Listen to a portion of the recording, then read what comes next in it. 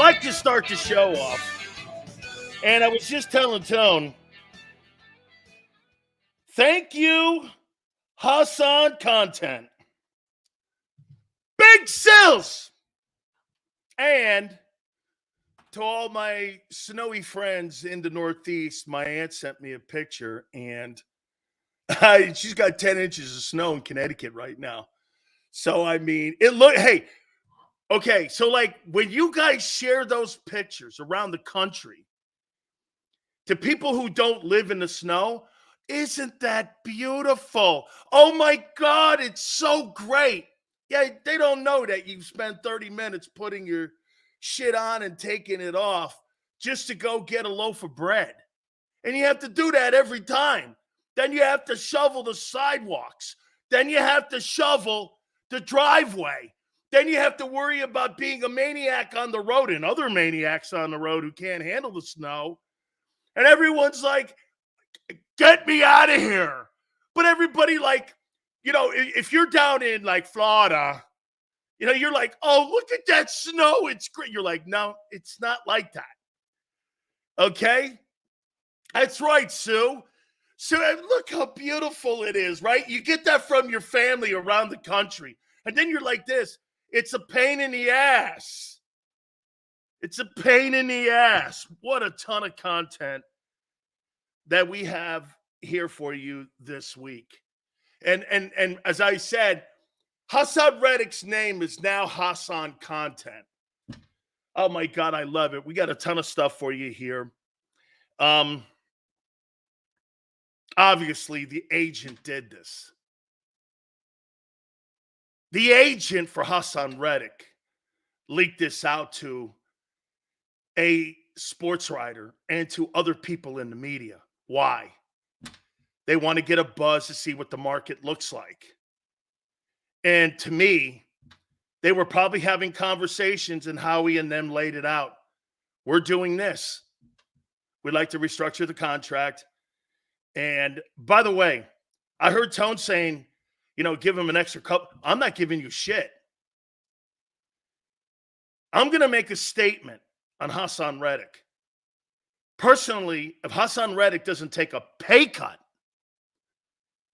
and restructure the deal, I don't want him back. He's a liability to my defense. But Sills, he's the best pass rusher. Well, there's more to pass rushing. Take a look at your defense last year. He had no impact. He had zero impact on your defense. Zero. That was $15 million of wasted money. You wasted 50. He brought you nothing because he could do one thing.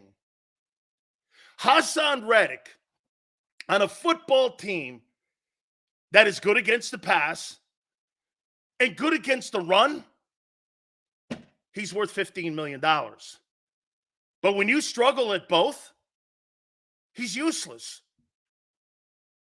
because he can't cover and he can't tackle. What's the point? Those 12 sacks he had meant nothing. You had the worst pass defense in the league. And after week 11, you were the worst run defense in the league. I'm not paying for that. As a matter of fact, I'm more apt to say this. I'm trading you. I really don't want you here. Now, I'll take you at $12 million or $10 million. But I'm not taking you at $15 million, and plus we have to restructure that base. He brings nothing to your team. When you have issues, like check this out. If Hassan Reddick was on the 49ers, where they have very few holes, he's a $15 million a year guy. But you have a complete overhaul to do on your defense. What's paying $15 million to a pass rusher where you can't stop the pass and you can't stop the run? What's the point? Again, you don't look at it clearly. You look at the 12 sacks and go, he's our best defensive player. No, he's not. Josh Sweat's your best. That is a misnomer. Hassan Reddick is not your best defensive football player. You know how you know that? Look at market value. It's Josh Sweat. That's an opinion that people have that Reddick's your best defensive player. All you have to do is look at market value. Right now, Josh Sweat has a $21 million market value. And that number is going to go up. That's a fact. That's a fact. Look at this. Flexing goes, Josh Sweat is no bet. What are you talking about? The NFL doesn't look at it that way, guy. If you put Josh Sweat on the market right now, he might get $25 million per year. That's $10 million more than your boy. You don't follow the money. You follow your passion. It's you know what? It's frustrating to talk to some of you because you don't understand. The league starts with cash, player value. That's it. You can be a talented player like a DeAndre Swift, and you're still the 6th ranked running back on the board. It doesn't matter what your talent is. It makes you relevant. But your market value is the number one asset on how teams look at you. What are you worth? Hey, isn't that with anything in life when it's business? What's your talent's worth to a business? It's not what you love. What do you bring to a business? That's fact.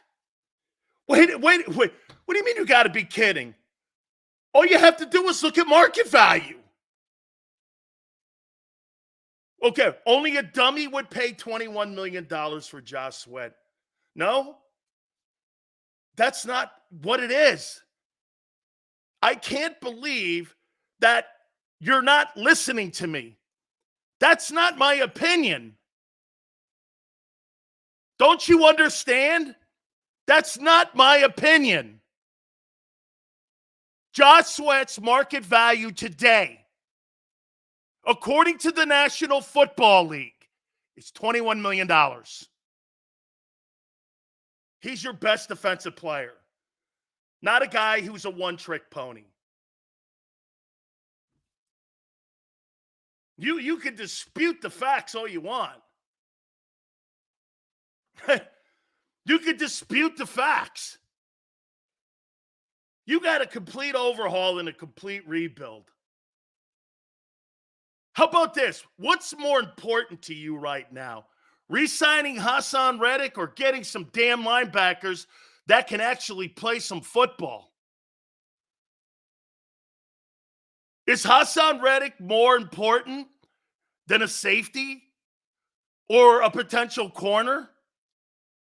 Hey, I'd take that resources of $15 million and go make that trade with Patrick Surtain before I re-sign that guy. Man, you guys aren't looking at this correctly. You're just not. This guy's not worth that money.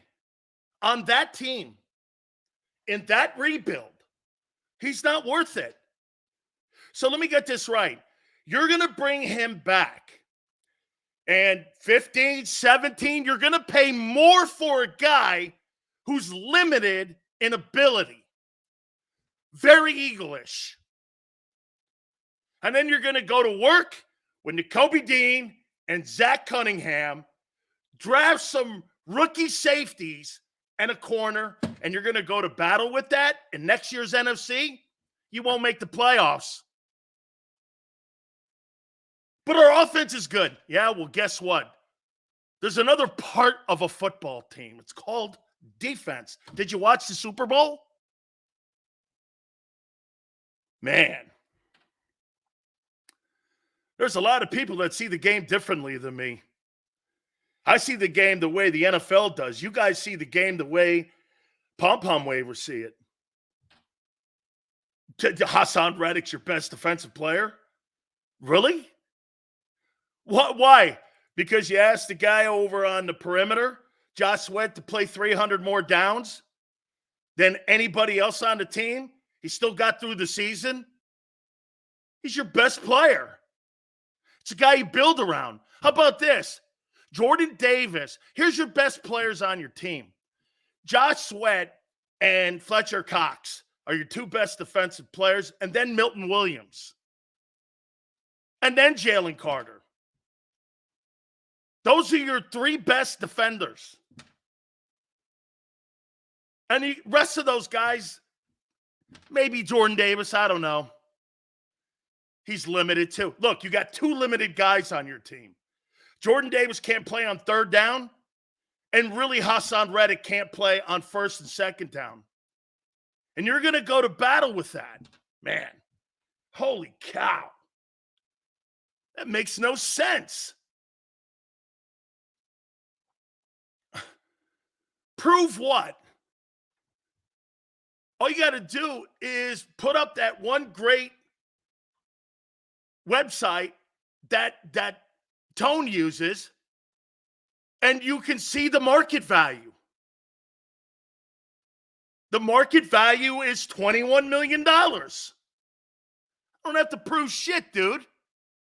Everyone knows it. Josh Sweat is your biggest asset on defense, not Reddick. Dude, there's a reason he's been on 3 teams if he's so great.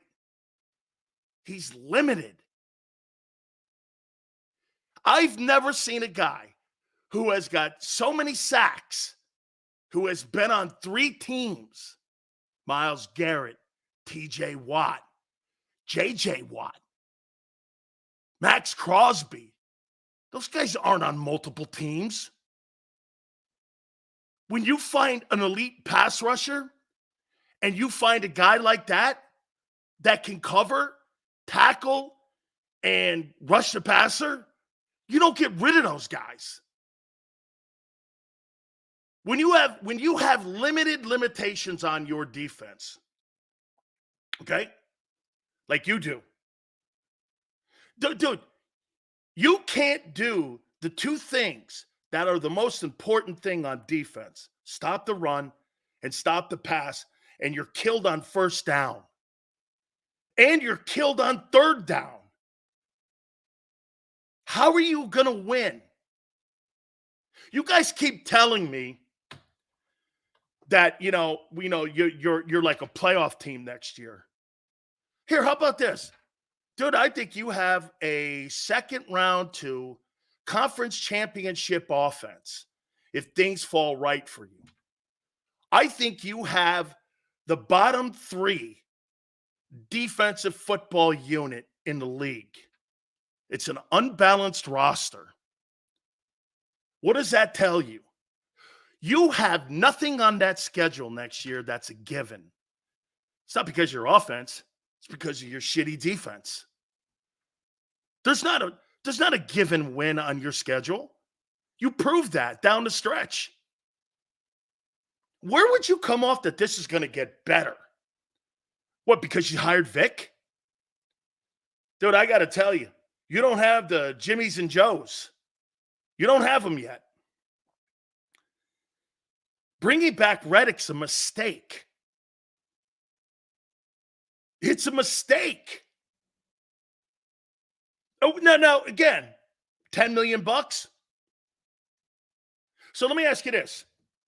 You're going to bring back Fletcher Cox at 10, which is way too much money. And you're going to bring back Hassan Reddick at 17 million. So you're going to pay an old guy and overpay him. Then you want to give that ceremonial retirement tour to Brandon Graham. And you want to bring back a one-trick pony on a $17 million deal. This is lining up to be a disaster. That's not how you... I'm not sure you've come to the conclusion or you've come to the grips that you have to strip that defense down. You have very few redeeming qualities. I'll take Slay back. I'll take Slay. Your safeties, Reed Blankenship, you're overhyping him. He's okay. Those other kids Showed promise? You mean potential? Oy. Okay. Potential. Means you haven't done it. You overplayed Bradbury, and I was in agreement with it. You have not one redeeming linebacker on your football team.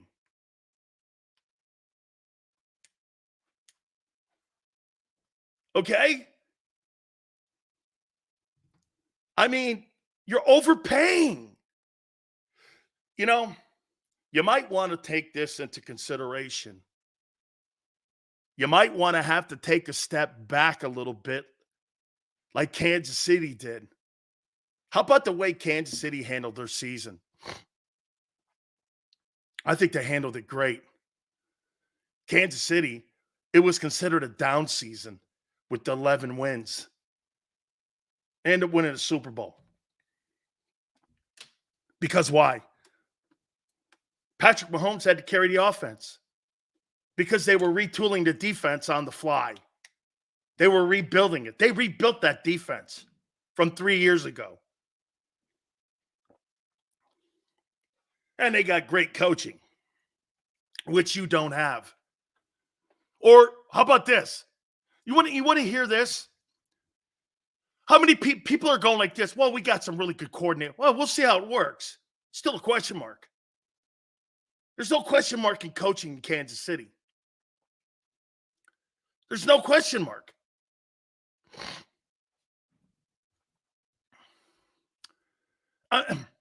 They have Mahomes. Okay? They have Mahomes. Right. And that's why they can rebuild. That's why you have to keep your offense intact because you don't have Mahomes. You know, every time people now from now on say that, Sills, Kansas City has Mahomes. You're right. Philly doesn't. So what does that mean? And I'll say it. Every other team in the league, except for maybe Buffalo, has to rely on more players. That's why your situation's a lot tougher to rebuild than Kansas City. Kansas City can rebuild like that because why? They have the guy. You don't. You have a guy. Like Cincinnati, like San Francisco. So this isn't just a Philly thing. You're right. You don't have the guy. 49ers cap, $37 million carrying over to 24, 4.6. Okay. They don't have any holes to fill. They'll restructure. Everyone will want to run that thing back. They're $570 over right now, $570,000 under the cap right now. They'll restructure everything. They'll get it done. John Lynch is a great GM. He knows what he's doing. There's no holes to fill in San Francisco. There's no holes. Zero. They got to run that thing back again. Then they got the quarterback, like we've been saying, on a team-friendly deal, $870,000. Okay? 16 free agents. Yeah, well, we'll see.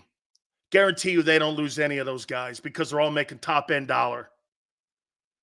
Okay? Who are they losing? Bosa? Warner? Debo? Kittle? Williams? Are you losing any of them guys? McCaffrey? Are they losing any of them guys? It's all right. Worry about it. Okay? Dude, let's get back on focus on your shitty defense. I got some landing spots here for Hassan Reddick. Here, again, I'm going to make it and I'm going to say it. Hassan Reddick is a liability at the money he's making right now to your rebuild defense. I am not paying him a cent higher than what he's making now because that's not his market value. His market value is between 12 and 15 million. He ain't a $20 million a year guy. And when you got deals on the horizon with Devontae and Landon Dickerson, and you still got to figure out what you're going to do in the next 2 years with AJ. I have no interest in that. I have no interest. Micah Parsons is a 10-time better player than Hassan Reddick. Reddick is a 5-time better pass rusher than Parsons. Give me Micah Parsons every day. He does more. The value of paying him $20 million or $15 million, he can cover a tight end. He's not horrible in tackling. Now you can run at him. Does he have holes in his game? Yes. But Hassan Reddick has got a river of holes in his game. I mean, it's no comparison. It's just no comparison. Hey, Twiz says get rid of everyone. On that defense, Sweat, Jalen Carter, and Davis. Yes. After that, get rid of them all. You were bums. This guy wants to keep bums. Zach Cunningham. If Zach Cunningham and Reed Blankenship are starting in your defense, don't let anyone tell you that that's a good sign. Holy cow. Those guys were suspect at best. Okay? I mean,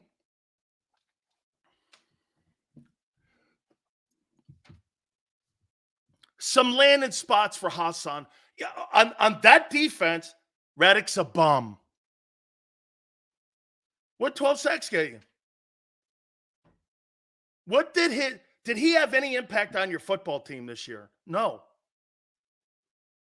On that defense? Absolutely not. Did he have a nice season? Yeah. 12 sacks. Got his incentives on a shitty defense. What's the point of paying it? Why am I paying a guy who's a one-trick pony? Why? So you would really pay that and give him a raise to $18 million? Not here. Shit, I paid Fletcher 10 before I paid that guy 15 or 20 or 18. I played Fletcher Coxstack. Fletcher had a better season. He had more impact on that football team, in my opinion. Hey, Sills, it looks like the guys at the NovaCare think of this team like it's a fantasy football. They focus on offense and just – Bob, amen. Okay? Amen. Hey, Flexen, I'm not gonna try to convince you that your boy Josh Sweat is worth $21 million. Because if you don't believe it, I don't care if you do. Okay? The National Football League looks at him as a more valuable player than that guy, even with those sacks. That should tell you something. This guy didn't have but one sack down the stretch, and they still think higher of him. That's a fact, dude. That's not an opinion. That's not a fact. I mean, that's not an opinion. And that's the last time I'm bringing that up. Because if you don't believe it, I'm not going to sit here and debate that with you. Because it's an absolute fact.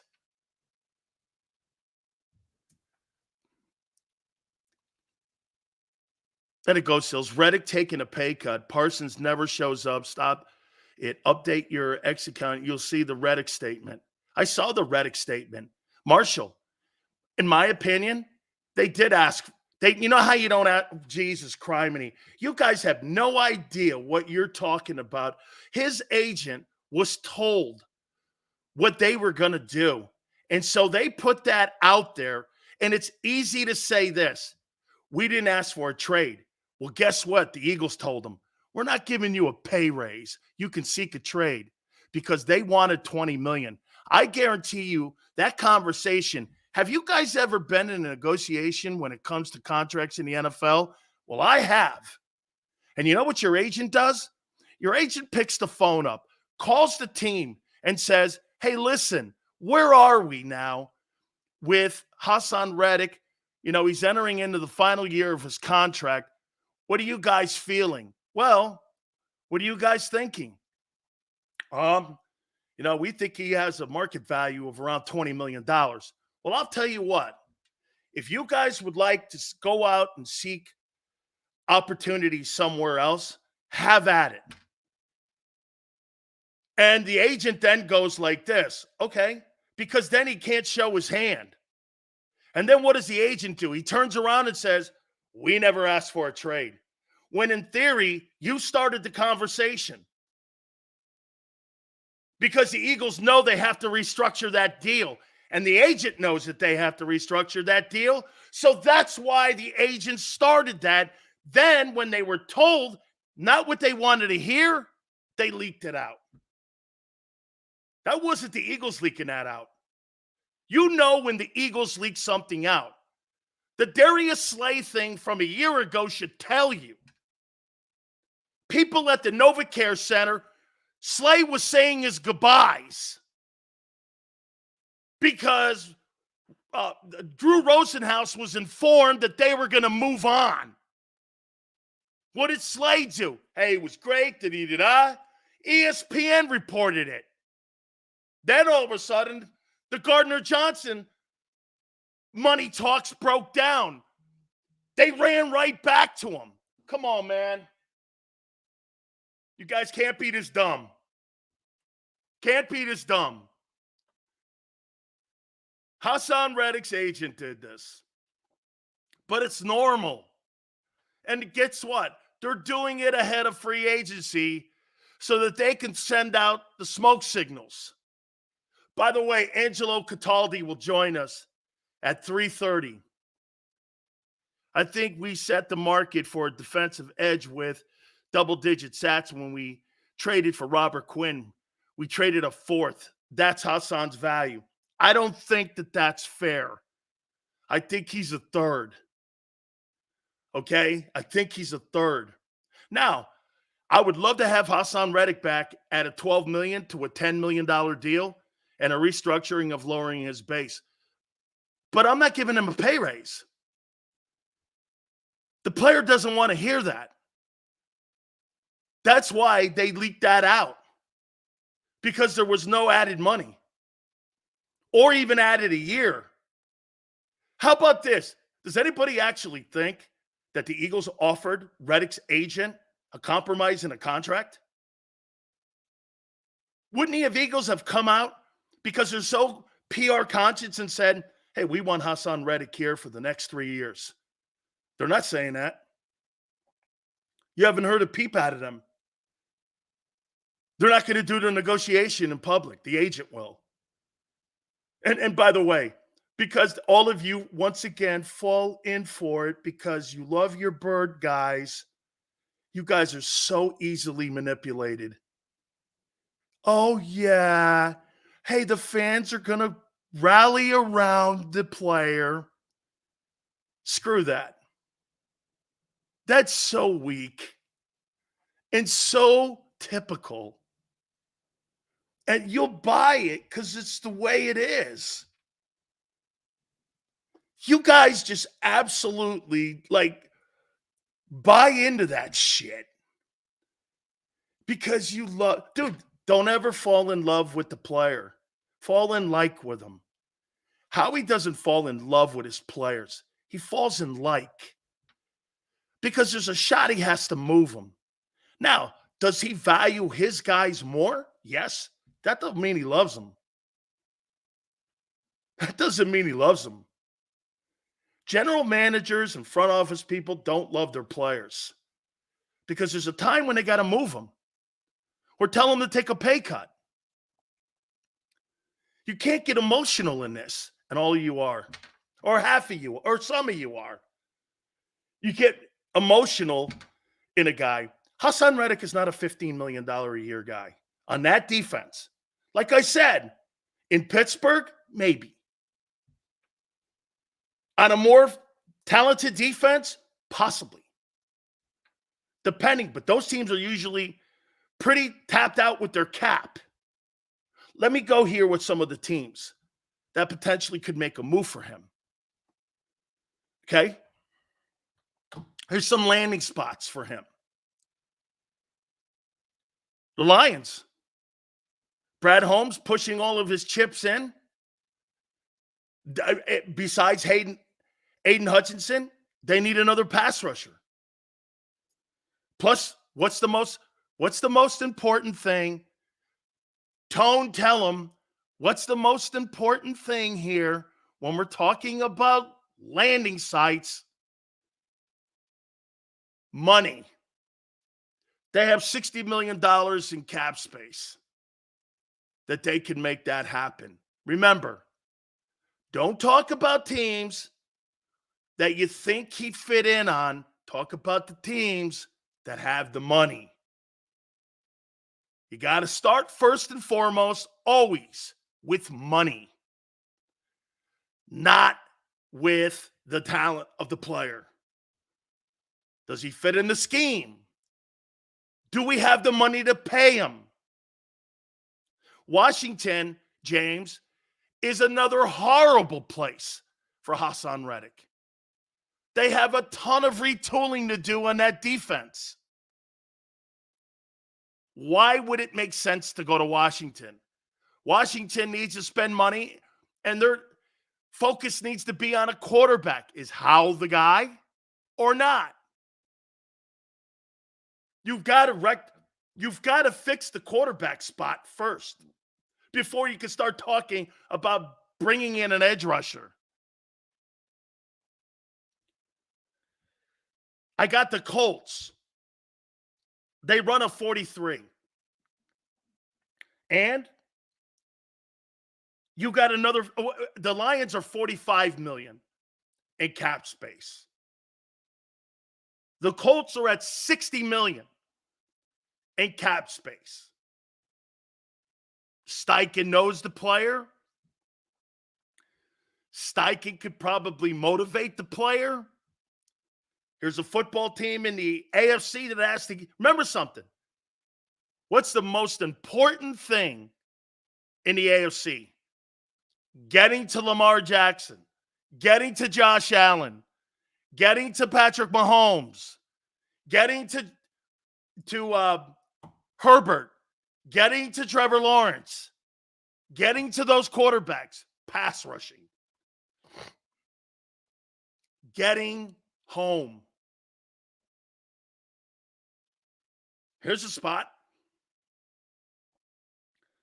The Texans. Will Anderson, the defensive rookie of the year. You put Hassan Reddick on the other side and D'Amico Ryans defense, and the Texans have $57 million in cap space. I think that is a spot for him. And they got draft equity. Why? The Deshaun Watson trade. They got a ton of draft picks. You can make a move that, to me, the Texans are the team. Plus, you get them out of the conference. They have the money. They have the picks. And I think they would have the will. Put them on the other side of Will Anderson. That might fit. That might fit.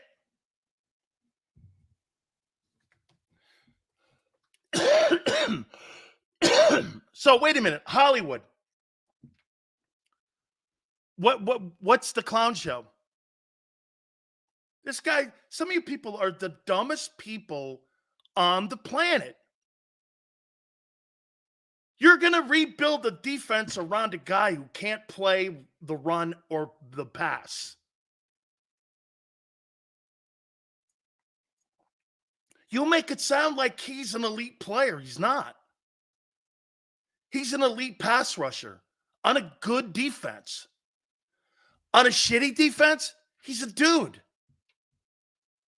Man.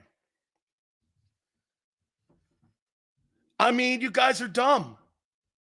It's like having Justin Jefferson in Minnesota. Justin Jefferson in Minnesota will never win a Super Bowl. What are you doing with him there? Are you going to build around him? Are you going to get a top-flight quarterback? So let me guess, you're going to go into the draft and spend another 3 years on trying to win and find a guy for him, right? And you're going to pay $30 million for him. Look, the player's worth it, but not on the Minnesota Vikings. You understand that certain players are paid money on teams that they'll have no impact on bringing a Super Bowl to. Ask Tyreek Hill. Hill didn't make that money in Kansas City. He's making it in Miami. He's not going to deliver a Super Bowl to Miami. But he's going to get paid because he's a talented guy. Sometimes they don't match up. And it's not Devontae Adams. Did he bring a Super Bowl to Green Bay? No. Is Stephon Diggs going to bring a Super Bowl to Buffalo? They're going to cut him after June 1. And you want to pay a guy $18 million as an edge rusher. On a defense, it has to be completely retooled.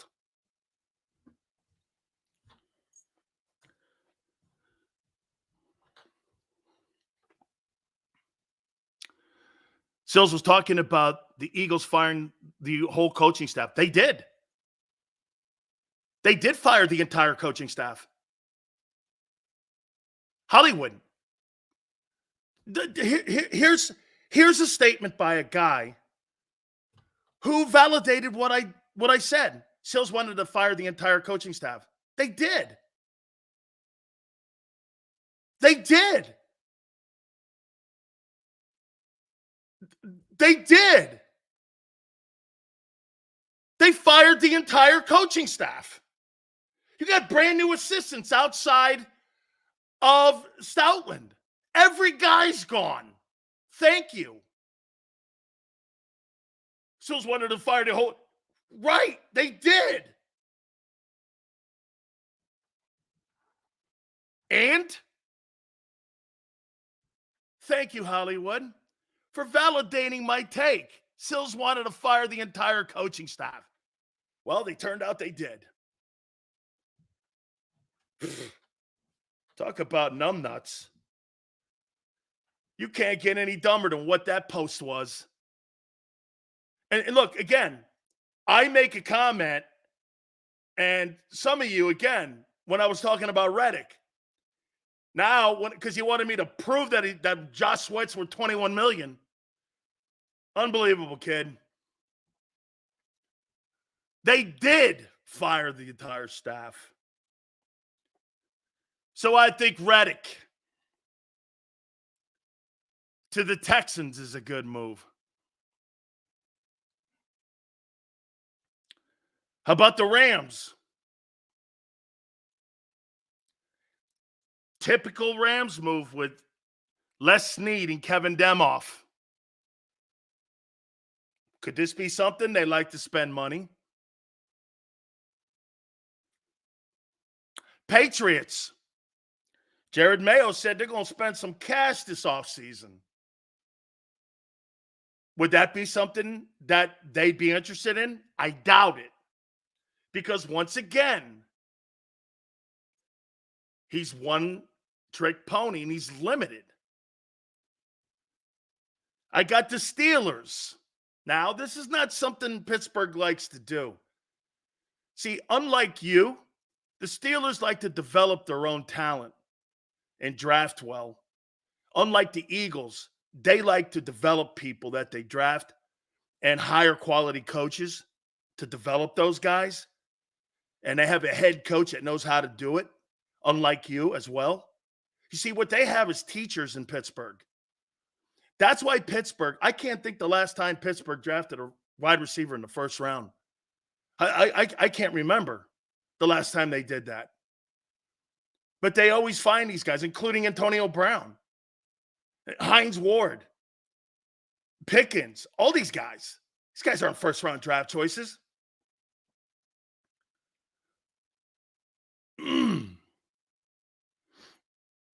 Chicago, ton of money. Chicago's got a ton of money. So let me ask the question here. You know, everyone in Philly Everyone in PA wants the Eagles to keep him. Why? Because he's our best pass rusher. You have more pressing needs than him. You can't cover anybody. And you're not getting home. And you're not going to improve your pass rush next year. Why? Because Fangio's a non-pressure defensive coordinator. You're not blitzing more. Who's going to get home more? Brandon Graham's too old. Fletcher Cox is getting older. Jalen Carter, okay. Hassan Reddick.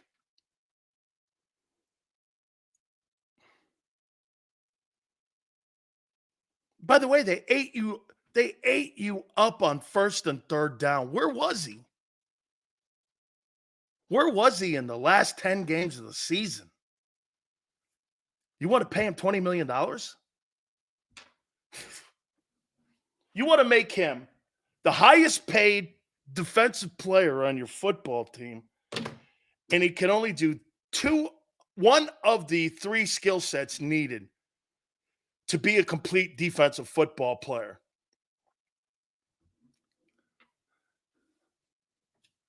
Wind me up and so you're going to pass rush him every down. Is that what you're going to do? First down, second down, third down. How many times did the 49ers have that guy turned around in circles? I mean, George Kittle made that guy look like an asshole in the game. I mean, it was a joke. The guy turned him around and made him look like an asshole. Okay?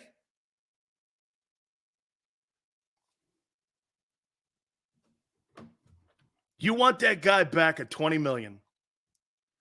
You want Fletcher back at 10.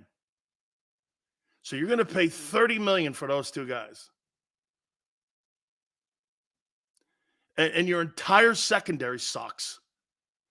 Your linebacking core blows, and your depth on your defense is in shambles, and your $20 million, which 18 is allocated to the draft. And you're trying to tell me I want Reddick back when you got more pressing needs. So who would you rather have on your team, Hassan Reddick or Patrick Surtain?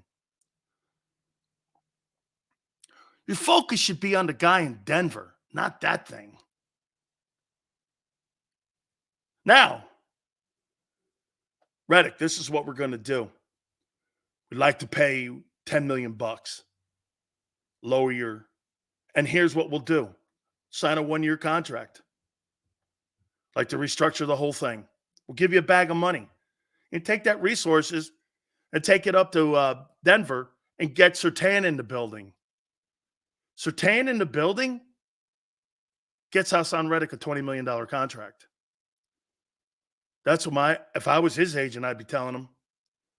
If you go get Patrick Surtain, you put him in your secondary and you spend some of the resources this year on getting that guy in the building, Reddick's chances of making $20 million next year absolutely increase. Why? Because with one move, you solidify your back end and your secondary with one move. Slay and Surtain, Blankenship, and a safety that's not going to cost you a mint. Your back end is solidified. And that may bring him more money. But just to re-sign him with the current talent you have, you don't have talent on your team on that side of the ball. Stop pretending. You can't.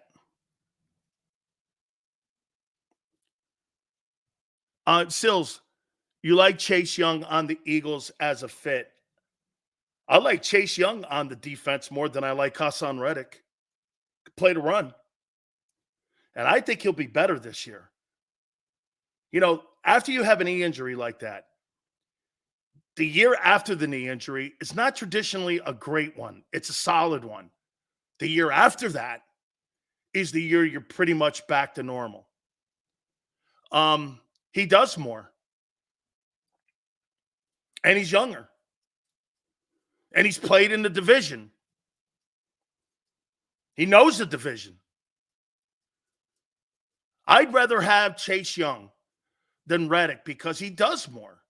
Don't you want multifaceted players that can do multiple things so you can get multiple value out of your guys? Chase Young helps Josh Sweat on the other side. Hassan Reddick doesn't help Josh Sweat on the other side. You know why Josh Sweat had such a good year the year before? Why do you think that is? That Sweat had such a good year the year before. Why do you think? Why do you guys think that Sweat had such a good year the year before when he had the double-digit sack year? You guys know? No. Because the other guy on the other end had 11 sacks. And you couldn't double one guy. Or you couldn't chip one guy. Because both dudes were double-digit. Who are you going to block? When you got one guy not showing up, all the weight falls on that one dude. More reps, less production. Because Brandon Graham gave you nothing this year. And it hurt the entire integrity of the line. When those two tackles in the middle ran out of gas, the entire line fell apart. And Sweat was the only guy hanging in there. But he was sinking in quicksand because nobody was helping him. The year before, you had a guy with double digits that was balancing it. Well, when you take that away, the scale falls. Oh, my God. Some of you guys are just as dumb as the rocks that I kick sometimes when I'm walking. You don't get it. You have no idea how to build a football team. You have no idea when it comes to looking at one guy. You know what's funny? How come Kansas City can get rid of fucking people like the Honey Badger? They can get rid of Tyreek Hill. They can get rid of people when they know that they have to. Even, how about this? We won't use Kansas City. Take a look at Green Bay. Green Bay gets rid of guys. They make the tough cuts. They make the tough moves. Those are franchises. They get rid of Russell Wilson in Seattle and they got better. It's not about paying one guy. Coaching? Oh, okay. So wait a minute. Then you have bigger problems than just signing Hassan Reddick. I see the coaching. You're right. You don't have the coaching. What about these new guys? I don't know. We'll see. Dude, the coaching staff is just as much a question mark on defense as the players are. You think because you signed a guy with a long resume, that's going to matter? I gotta, hey man, everything has a place and some people fit in places and some people don't.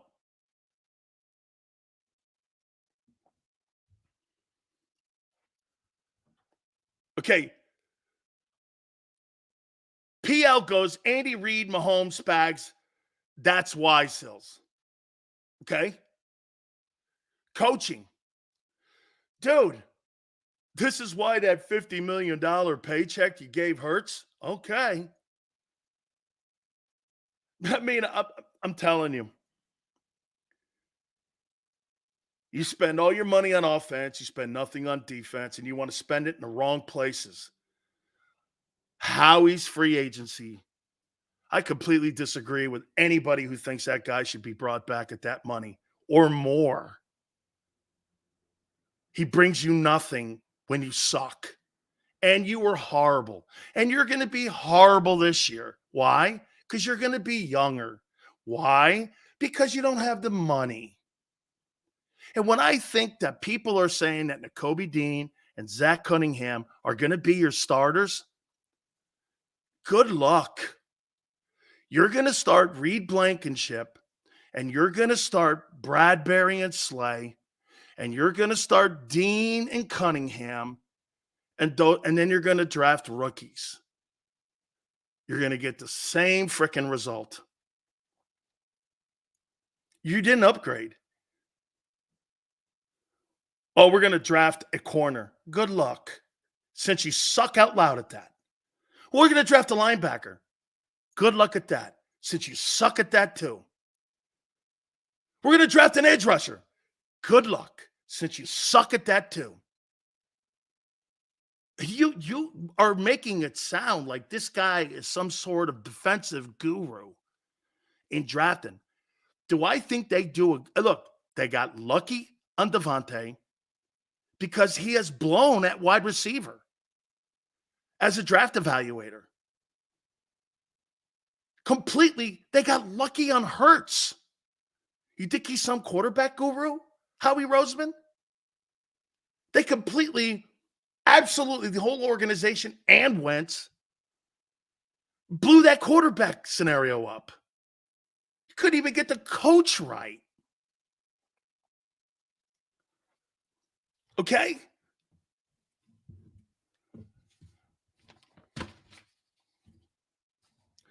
Why in the world would you bring back a guy who can't help you?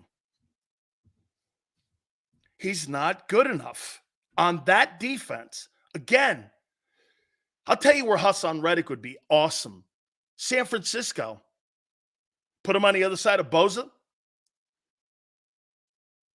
You got Warner and Greenlaw behind him. Shit. Or next to him. That's a place he fits, and he's worth dough there. But they got $570,000 in cap space. It's not a probability. Remember, good teams don't have cap space. Shitty teams usually have a ton of it. Or a team with a Mahomes.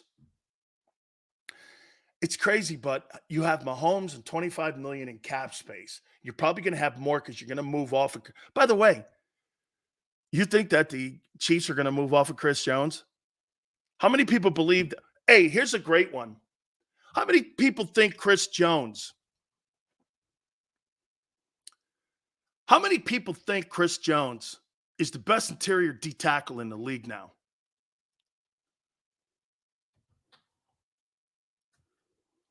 How many people think that Chris Jones is the best D tackle in the league?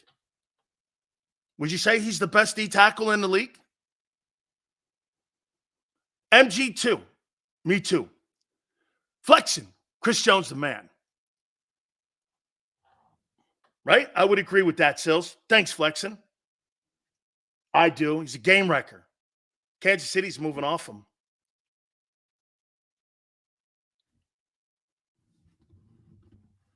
Kansas City's not paying him $30 million at 29, 31 years old.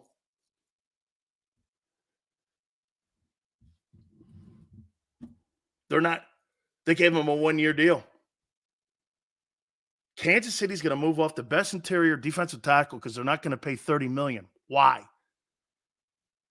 Because they're retooling their defense. And on top of that, they're going to bring in some more wide receivers. And they're going to get stronger by moving Chris Jones and making a tough move. They're going to move off him. So let me get this right. In a matter of 3 years, Kansas City would have moved off of Tyreek Hill, the best deep threat maybe in NFL history, and the best interior D tackle, because they got the guy at quarterback and the coaching.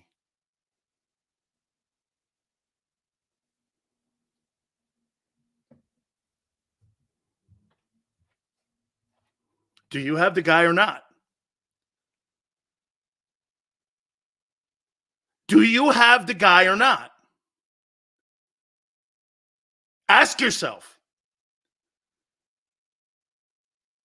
Philly doesn't have the balls to do what Kansas City does. I guarantee you Buffalo moves off of Stephon Diggs. I wouldn't be shocked if Stephon Diggs, they move Amari Cooper in Cleveland, and he lands in Cleveland with Dorsey.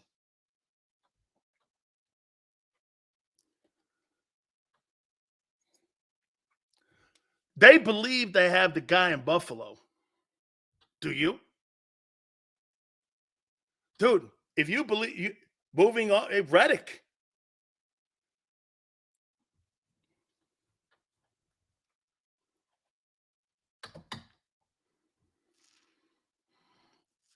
In the Mahomes contract, it's written that if Chiefs even make it to the Super Bowl, then the organization has to pay him.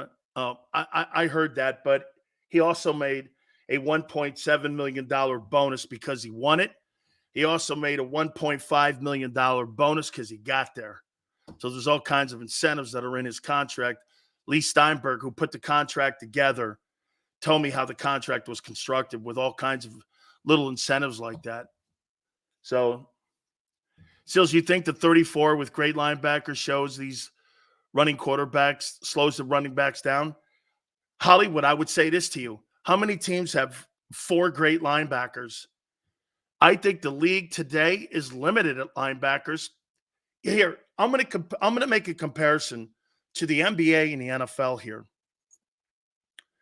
Why do you think the power forwards and why do you think the guards are better today when it comes to their stat numbers, say like Russell Westbrook? Why do you think that is in today's NBA?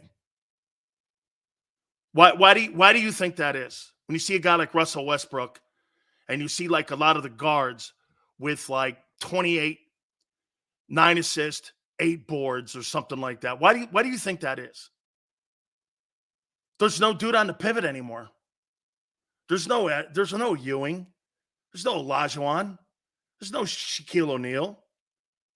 Those guys are gone. They got hybrid power forwards on the 5. So the numbers are skewed because you don't have the big center down in the middle.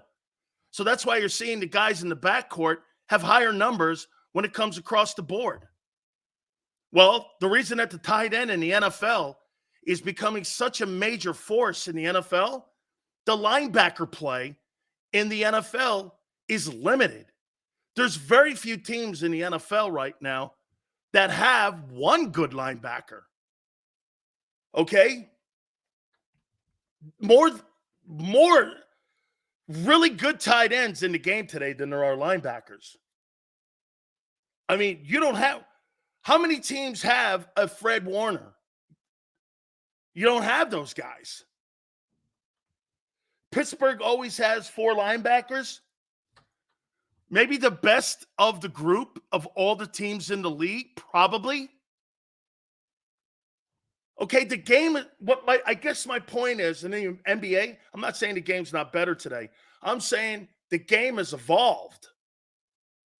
You've got to have more Tampa 2 type linebackers in today's game. And that's something that the Eagles haven't landed. You need someone like Derek Brooks, Ryan Shazier, guys who can cover, fill, and hit. Those guys are an anomaly. They're hard to find. TJ Edwards was limited. Get this. He could play the run. He fit gaps. He could kind of cover. He wasn't exceptional, but he could kind of cover. Hey, you want to hear something? You guys never replace. Here's something that all you guys need to know about the way that you guys went about your business at linebacker last year. You couldn't even replace Kaiser White. You couldn't even replace Kaiser White. Kaiser White's better than Kobe Dean. How's that taste? How's that taste? You couldn't replace Kaiser White, let alone TJ Edwards.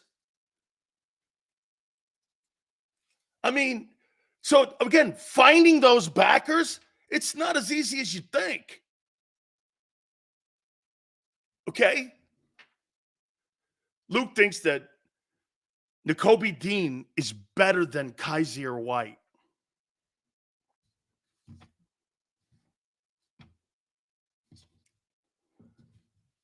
So I need to know there, homie. You think Nakobe Dean is better than Kaiser White, who had 117 tackles on your team? Really?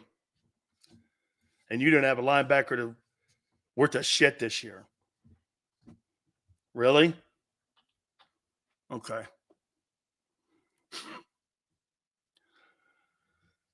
I mean,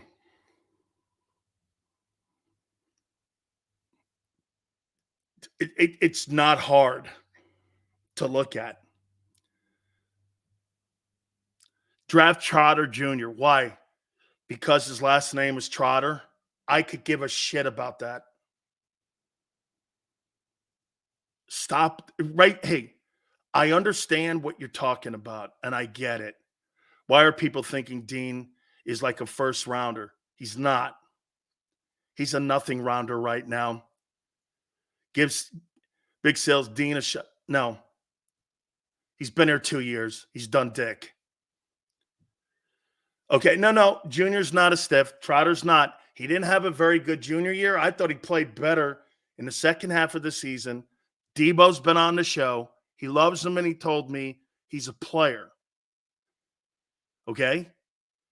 Trotter, listen, here's my take on Jeremiah Trotter Jr. He's a little bit undersized.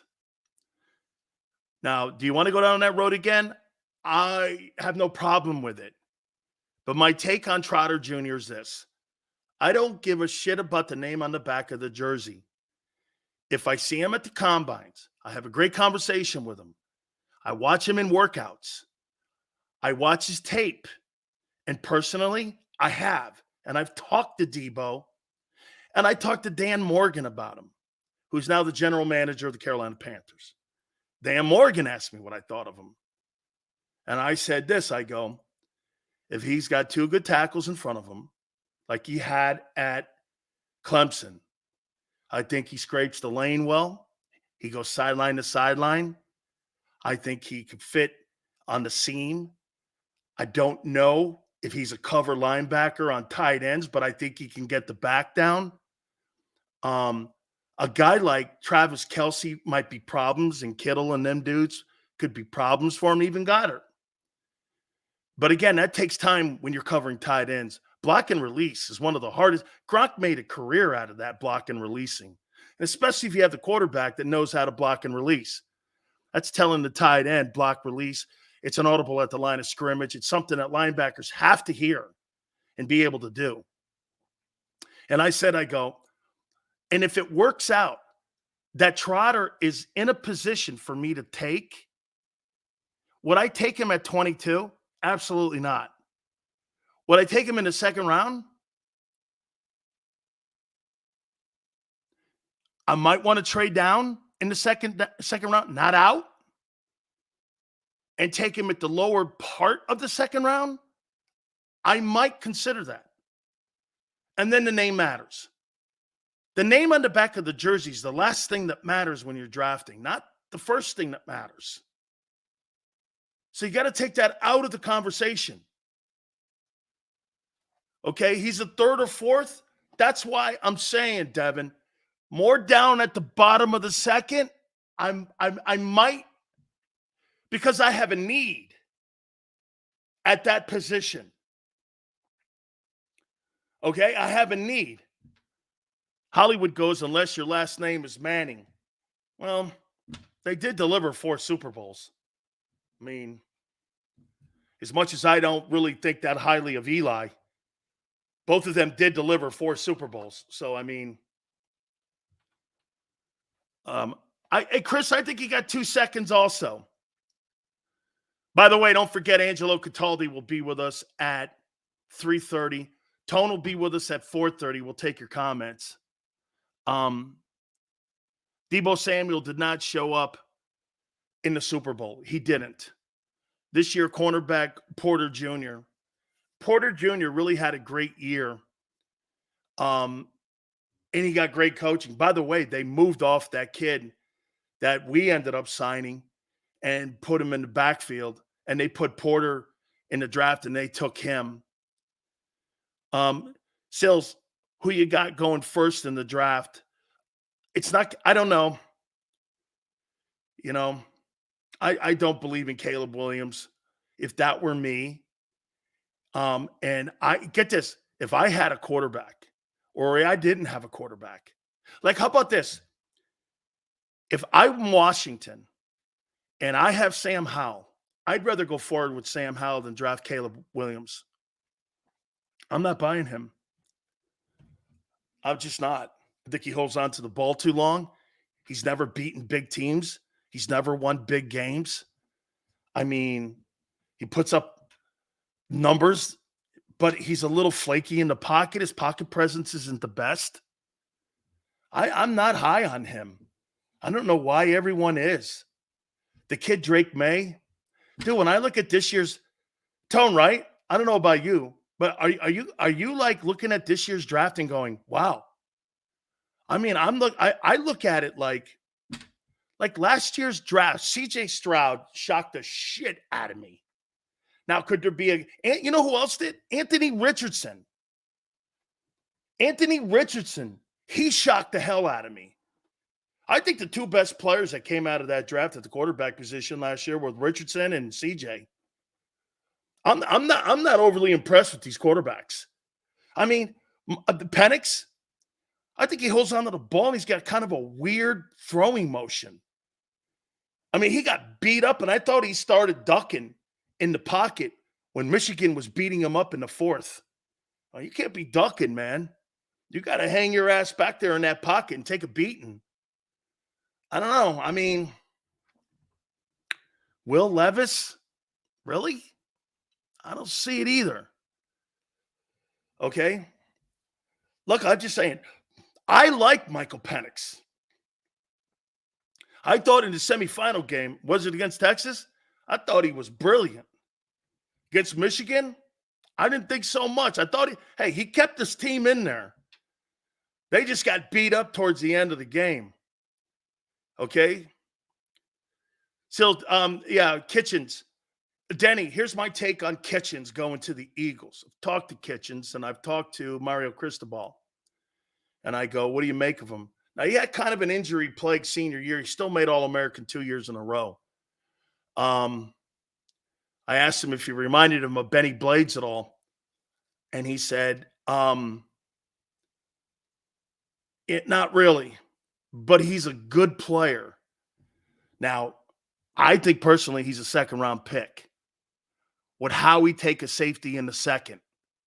Like, personally, I think he's better than anybody you have on your team right now. But would Howie waste a 2 on that? See, to me, I think he goes corner, O-line. O-line's going to be in those top 3 picks. Okay, you can guarantee they're going to go O-line in those top 3 picks somewhere. Could be the first pick, the 22 pick. Okay? Then it could be corner and 2. I think it's a deep draft at corner. I think you can get some pretty good players this year.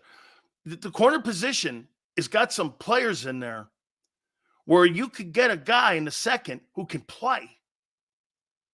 Okay?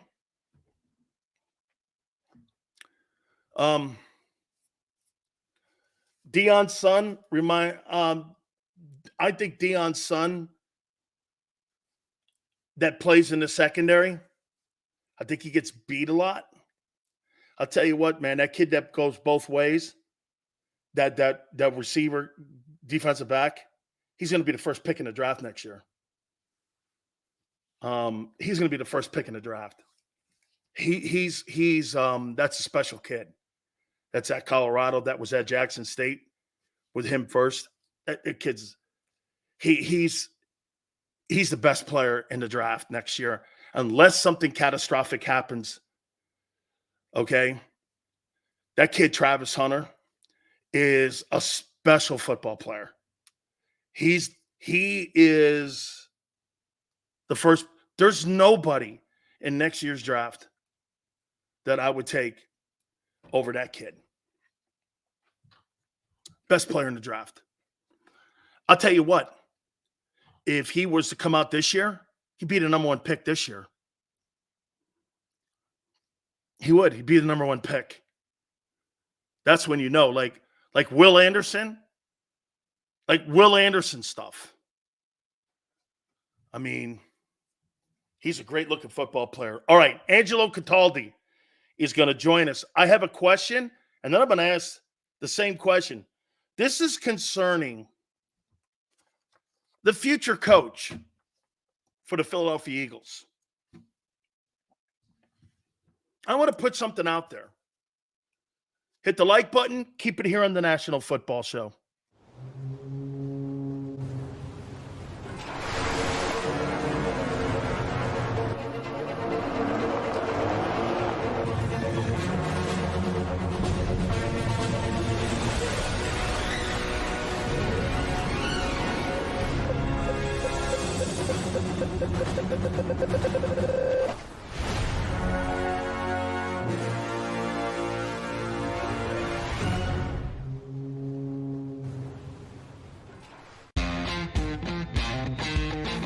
Go for the pulls and the pools. Go for the oohs and the ahs. Go for the bubbles and the bubbly. Go for the story and the stories. Go for the win. Go to Ocean Casino Resort. Book your trip at theoceanac.com.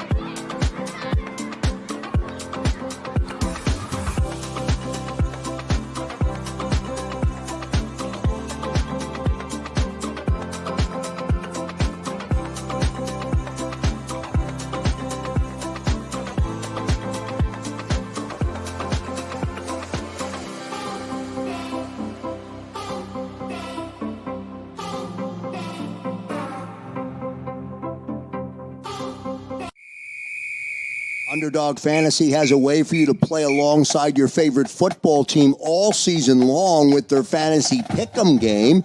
You pick between 2 to 5 players, select whether they'll go higher or lower on one of their stats, then do what you usually do on a Sunday, watch the games.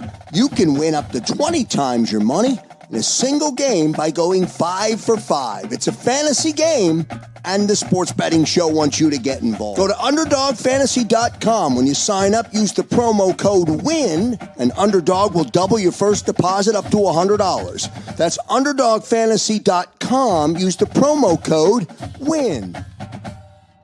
Go for the win. Go to Ocean Casino Resort. Book your trip at theoceanac.com. EAGLES, Eagles.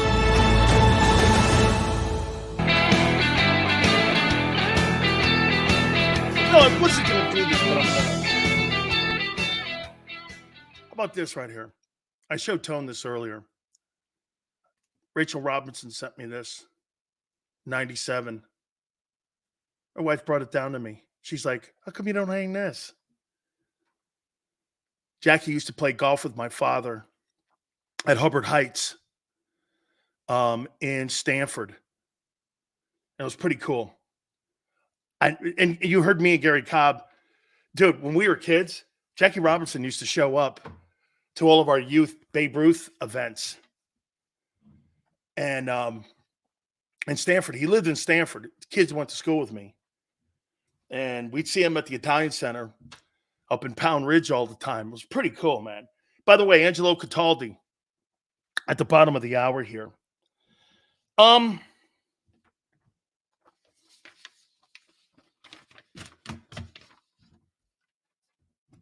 going to say something here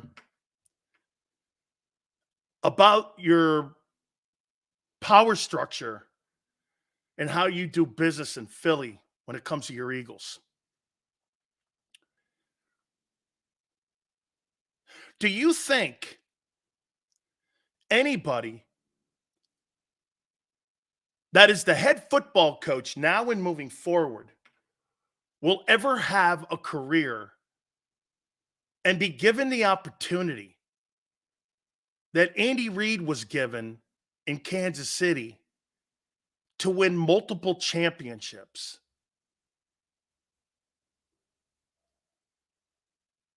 You think that organization is set up where a coach can win more than one Super Bowl? Like Andy Reid would never win 3 Super Bowls here. Well, wait, I'll take that back. They gave him 14 years. So it's really after Andy. It's after Andy. Because 14 years, they gave it to him. But once Andy and Joe Banner left, that dynamic changed. You'll never see a 14-year coach in this place. That's not happening. Okay? And we have the proof to this. I don't think anybody will ever be given an opportunity to have a lengthy career as a head coach and win multiple Super Bowls in Philadelphia ever, as long as Howie Roseman and Jeffrey Lurie are the owner and general manager of your team. Is that fair? I'm going to ask Angelo Cataldi that question. Well, you fired a coach who won a Super Bowl. And you give him a chance to dig out of it. You gave a guy 14 years to win one. You gave a guy 2 years to dig out of it. Apparently, there's not a chance in it. How many people think Nick Sirianni is going to be the head coach of this place in 2 years? Do you really believe that? I don't. I don't believe he'll be the coach by week 8 next year. Dude, that organization doesn't put a value on its coaches like Kansas City does. How can a coach with a 667 win percentage and a coach with 3 playoff appearances be on the hot seat? Dude, they should have came out immediately and said, Sileo, all of you are nuts. That wasn't the case. I've never heard a head coach ask this question. Hey, what's your job?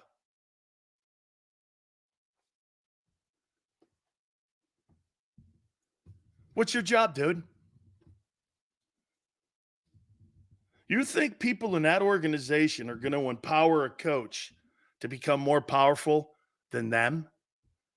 Dude, I got to give it to Bob Kraft, how he handled the ego of Bill Belichick, and it was his football team. Jerry couldn't handle it with Jimmy. Jimmy started getting all the kudos and praise for winning the Super Bowl and winning Super Bowls. It got to him so bad that he fired Jimmy Johnson, and he's never been back since. And Switzer, all that, I get it. But he's never been back since that regime. I mean, ego gets in the way here, especially in Philly. We run the thing like a thrift shop. I mean, Bob Kraft had to sit back and watch a guy get all the praise for what he did with his team. Well, at the end of the day, you got to give Kraft credit. He stepped in when he had to. Spygate, Deflategate. Hey, Bill, I'm not getting rid of Brady for Garoppolo. That ain't happening. Bill was forced to send Garoppolo to San Francisco. He stepped in when he had to. Jeffrey Lurie steps in because he wants to. That's not a good owner. Now, look, wait a minute. Let me back that up. I shouldn't say he's not a good owner because he's done a ton of good things. Ton of good things. So that's not fair. But on the football side, I got a problem with him. How about that? You know, being an owner encompasses more than just football day-to-day operations. Okay? So, I mean, it's not fair to just go and put the owner in a box, but football-wise, I think he's over his skis. Organizationally, I think he does a nice job, man. I don't have a problem with the way he runs the team.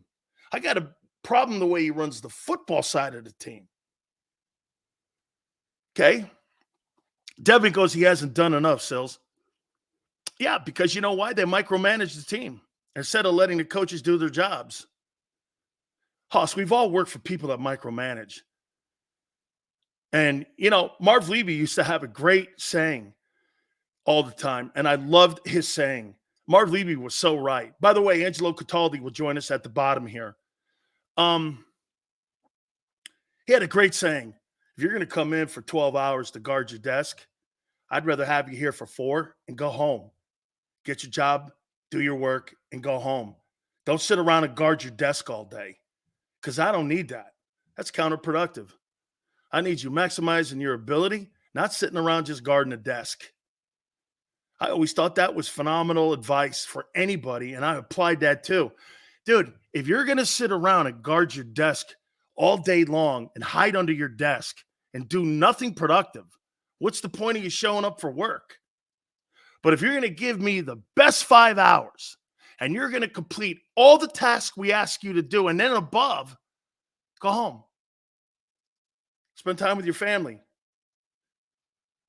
You'll be more in love with your job if you know that I don't have a parameter on time spent versus quality time spent.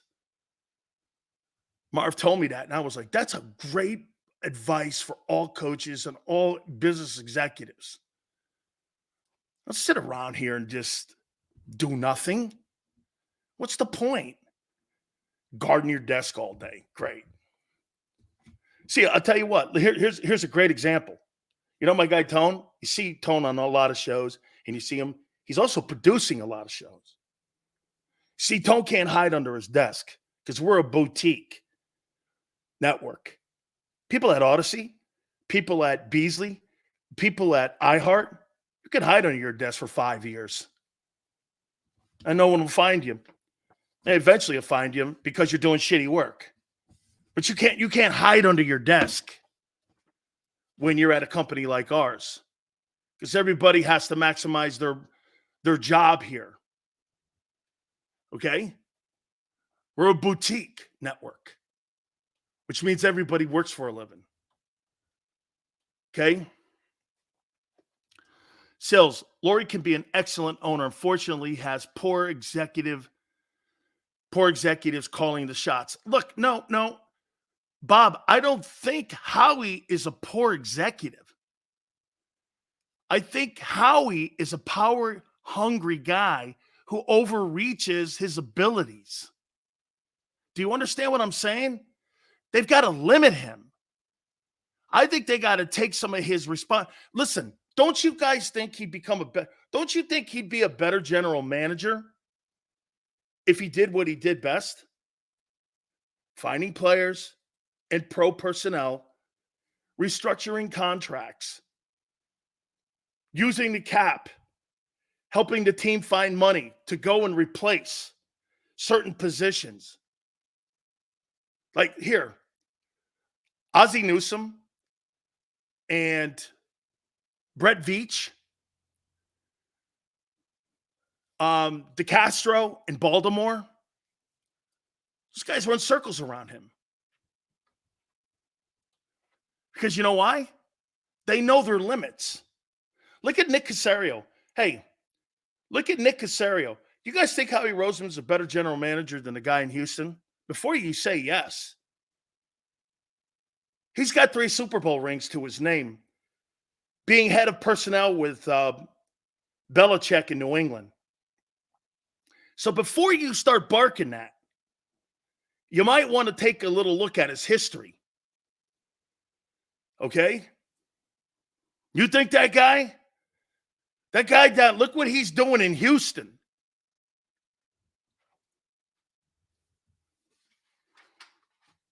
Look what that guy's doing in Houston.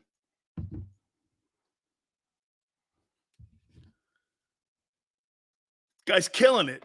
Of course you do, Stay. Guy with 3 Super Bowl rings in New England helped build that dynasty up in New England after Scott Pioli. And now he's building a football team. We just put a team in the playoffs who was supposed to win 4 games. You think the guy in Philly's better. Okay. 3-1. I don't know. The tally is even in Caserio's favor, guy. Roseman beat him in the Super Bowl. He's got 3 rings, guy. 3.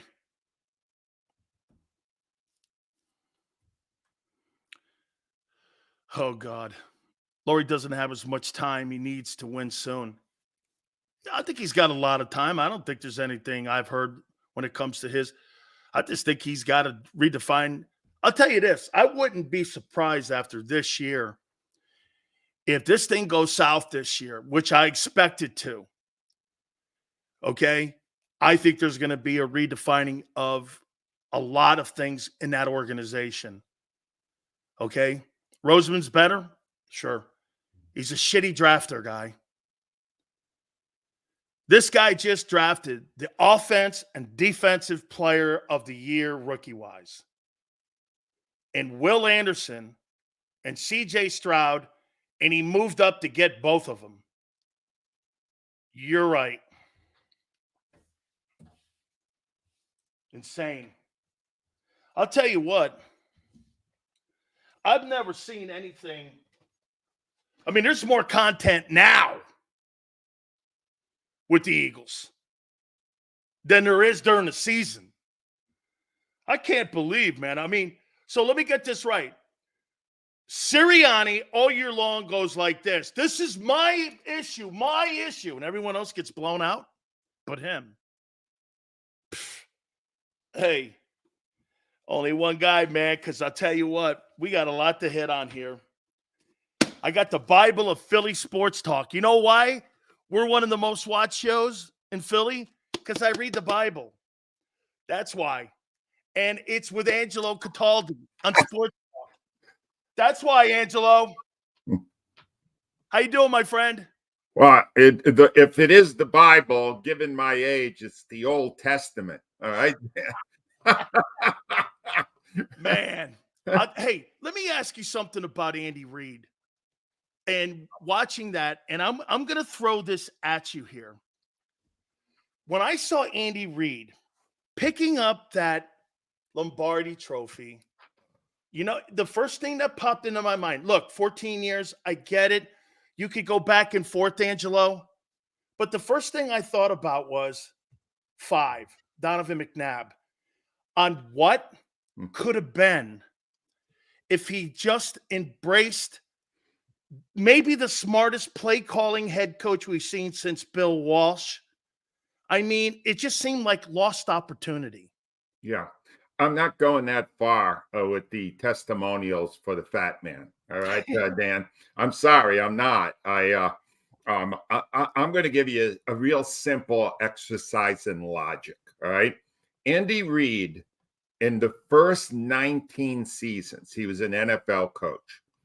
He had these quarterbacks: Doug Peterson, Donovan McNabb, Jeff Garcia, Kevin Cobb, Michael Vick, Vince Young, Nick Foles, Alex Smith. All right. He had all those guys. And then as a rookie, Patrick Mahomes. In those 19 seasons, he won 0 championships. 0. In the last 5 seasons, with a now, really locked in Patrick Mahomes, he won 3. All right. Gee, is it maybe Mahomes and not Reid? And you watched, just look at the last drive. Just look at the last drive in overtime. And don't get me wrong, it was a great Super Bowl. I loved it. The fourth quarter in overtime, that's the most tense I've ever felt without a team I was rooting for. That was great sports drama. It doesn't get better than how exciting that was. All right.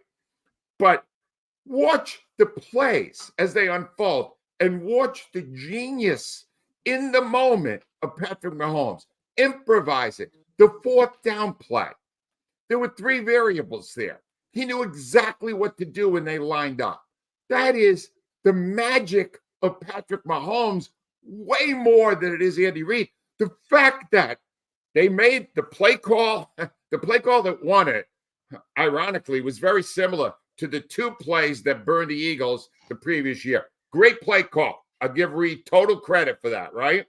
Still, perfect execution in the biggest moment of his career by Patrick Mahomes. I'm sorry. Andy Reid is not the genius that Tony Romo yelled out at the very last play. Oh, Andy Reid, Andy You think Reid, he's overrated? my ass, You my think he's ass, overrated? Andy Reid. Patrick Mahomes is the reason they're winning championship. Patrick Mahomes is the reason, not Andy Reid. Andy Reid's I can't say he's not a good play caller. He obviously is, right? And he obviously, after 24, 25 years as a head coach, he's won so much.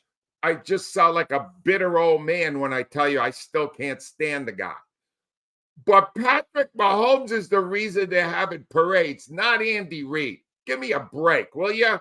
Do you think he failed in Philly? Don't drink the Kool-Aid, Danny. All right.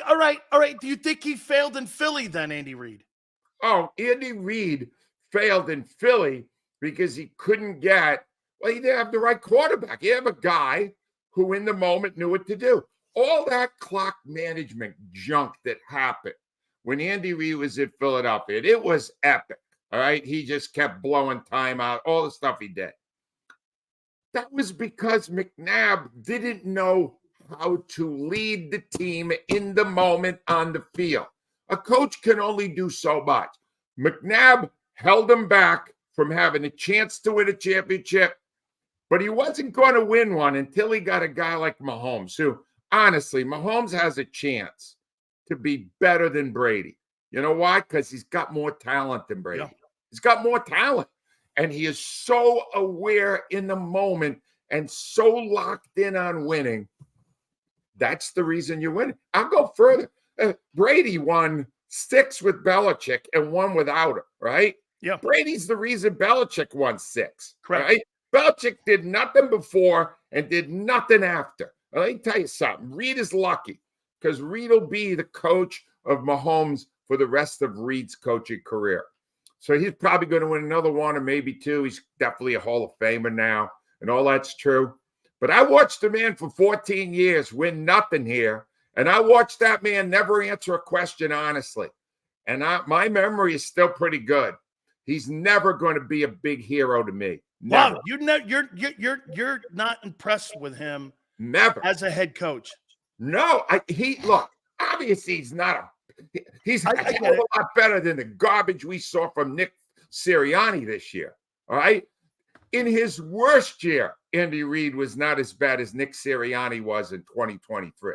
In his worst year, Reid is better than that. All right. But the idea that Reid is this genius because he did this when he was here. He just wins over the national media with his fat jokes and his silliness and his just. Now he's pitching commercials. You know how hard it is to hate Andy Reid right now, Dan?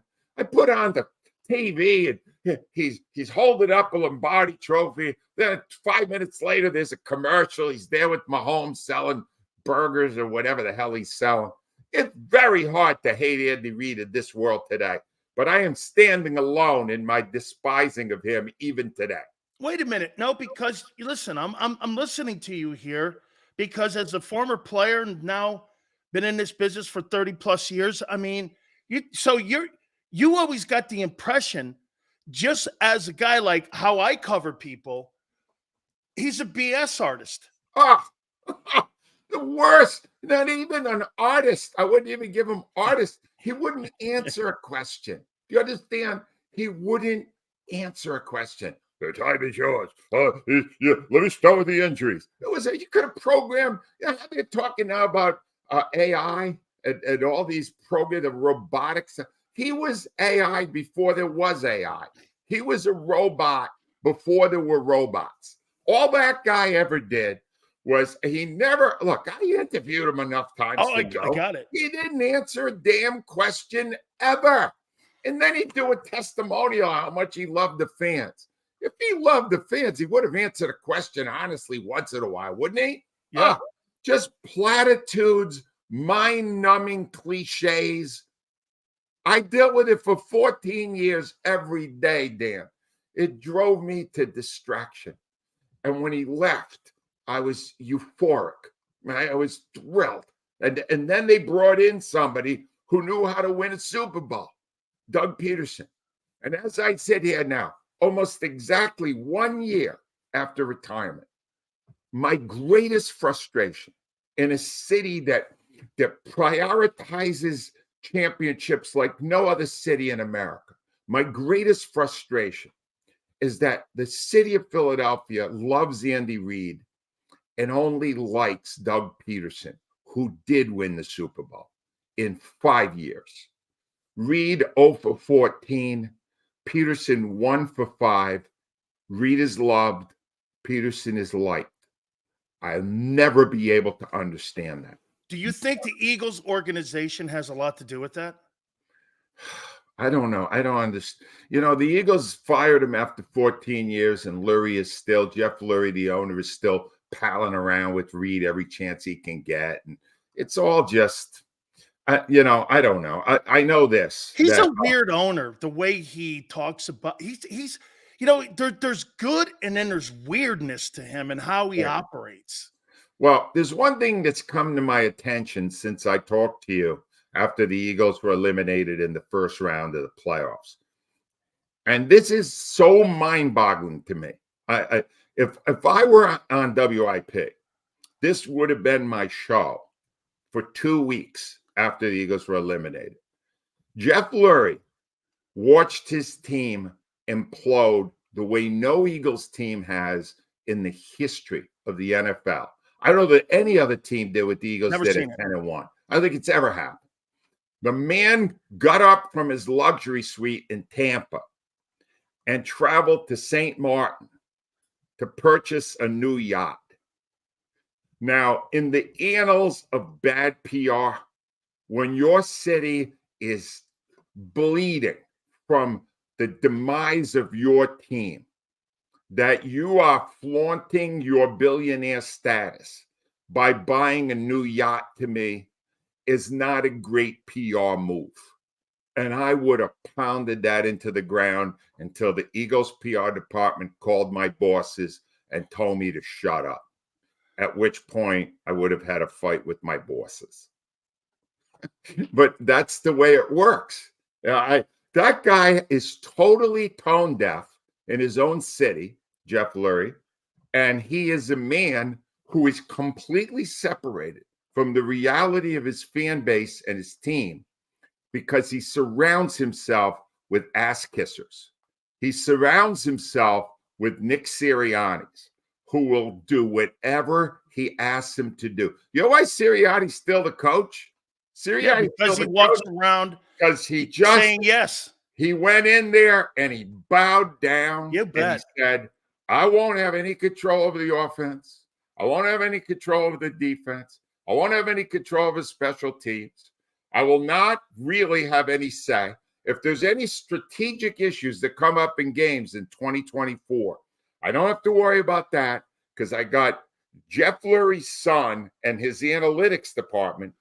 Julian Lurie leads the analytics department. They have already figured out every fourth down situation. All I got to do is look down or hear in my ear what I should be doing 4th and 2 from the 37-yard line because Lurie has already looked at it, Julian Lurie, and they've already figured all that out.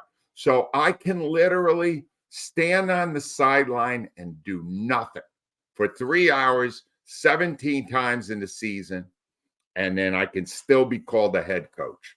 That's what's going on here. He'll only deal with people who tell him how right he is. That's Jeff Lurie. It's always been the way he is, and it's worse now than it's ever been. He went yacht shopping the day after that end of the season. In a blue-collar city like Philly, that's a civic pride entity, that Eagle team, this guy's out spending hundreds of millions of dollars on a yacht. Of their money. And then they're going to raise ticket prices to pay for Jalen Hurts' contract. You know that's coming. There's going to be a ticket price raise, and he's taking the money of the fans, buying a yacht, and then he's going to raise ticket prices on you, and he brings back that clown Sirianni, and he fires the entire coaching staff except him. Well, we had to wait 9 days because he was at St. Martin for the first 3 or 4, and then it snowed. So, I mean, priorities are in order here. We're not going to deal with the crisis on the team where we got a yacht to shop for. I don't know if he bought one. I'm going to assume he did, but he went shopping for a yacht. You got to be kidding me. Damn. How did this story not get more play in our town? Oh, well, here, I'll hook you up. Bob Lang calling and having making sure that all the key fobs and everyone knows their position when it comes to key fob accessibility to the place. You either want to come in or you don't. Yeah. And if you don't, guess what? You want to start talking like that. That's a damn shame too, because it's not the same in Philadelphia when they had you and Howard on, the way you guys would talk. And I'll ask. No, don't put Howard in there. Howard is the biggest Eagles ass kisser there is.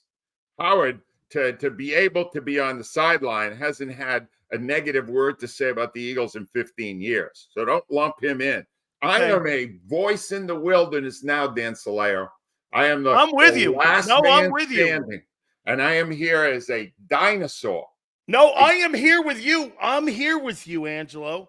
I think you are, Dan. You're the last. Now you're the last man standing because I'm lying down most of the time now. What did you make of them completely retooling the defense and offense and keeping one guy and keeping the guy who's going to cost them, in my opinion, next year, a chance to really turn this thing around? I mean, here, I'll even put it this way to you, Angelo. My concern is not with Kellen Moore and Jalen Hurts.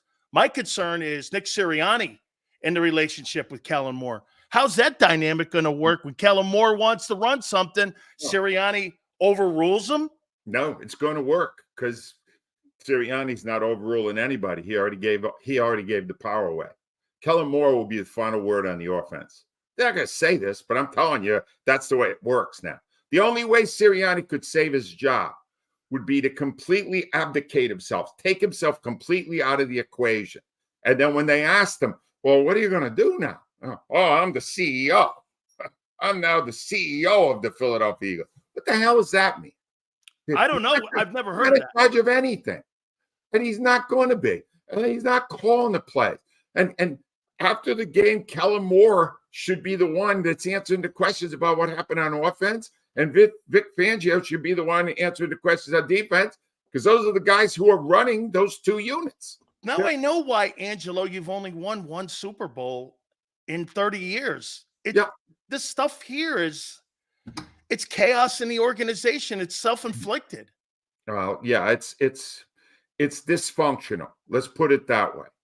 But they had a good enough team 2 years ago to win it for sure.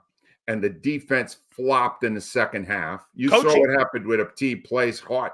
The Niners gave them everything they could deal with. They really did. They went after him. Yep. Nick Bosa had 10 pressures. Nick Bosa, 10 times. Warner was great. He had the quarterback within range. 10 times he had Mahomes running for his life, right? That's what the Eagles could have used the year before. And this past year, they weren't as good a team because they let go of Kaiser White, TJ Edwards. They let go of Javon Hargrave. They let go of some top defensive people, and they got burned for doing it, right? But they were better than losing 6 of the last 7. They were a lot better team than that. They fell apart. And they fell apart because the coach doesn't know what he's doing. How about this, Angelo? I know the agent for Cliff Kingsbury. And whether you like Kingsbury or not, I want to show you and listen to a process that went on. So they did a Zoom first interview with him. Then they had a sit down in person with him. Things were going great. They were going to draw up the contracts, and he was going to be now.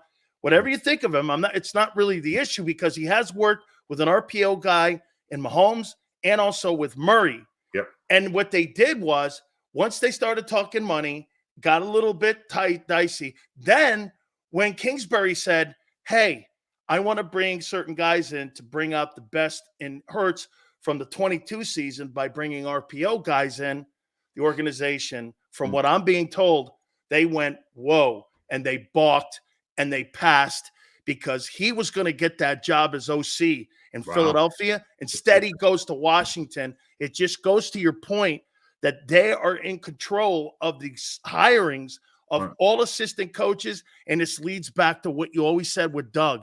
This is why Doug kicked the rock down the road. Oh, he did. There's no question about it.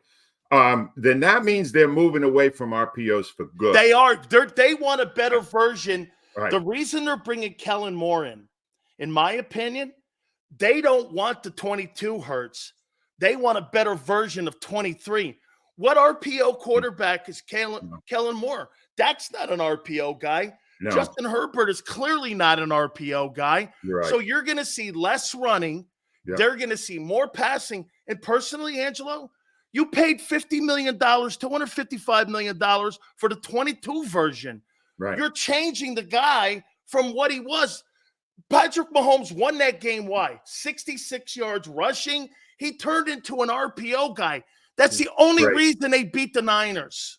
100%. Patrick Mahomes is God to me right now. He's just so damn good.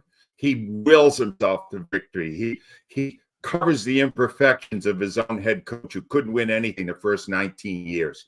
But all this tells me is if they've made an organizational decision not to go back to the RPO, so they needed to get a coach who would do their bidding on whatever the new style was that they wanted to adopt. Vic Fangio's here because he runs a bend but don't break, right? But he does it a lot better than Sean Desai, who worked for Fangio. So they went, well, Fangio runs the kind of defense we want. Kellen Moore will run the kind of offense we want. So we are basically the determinants of everything that happens in our football team. All right, you're the owner, you're the general manager, that's fine. Whatever made you think you were this brilliant at it, that you got this deeply involved? I'll tell you what did. You won a Super Bowl.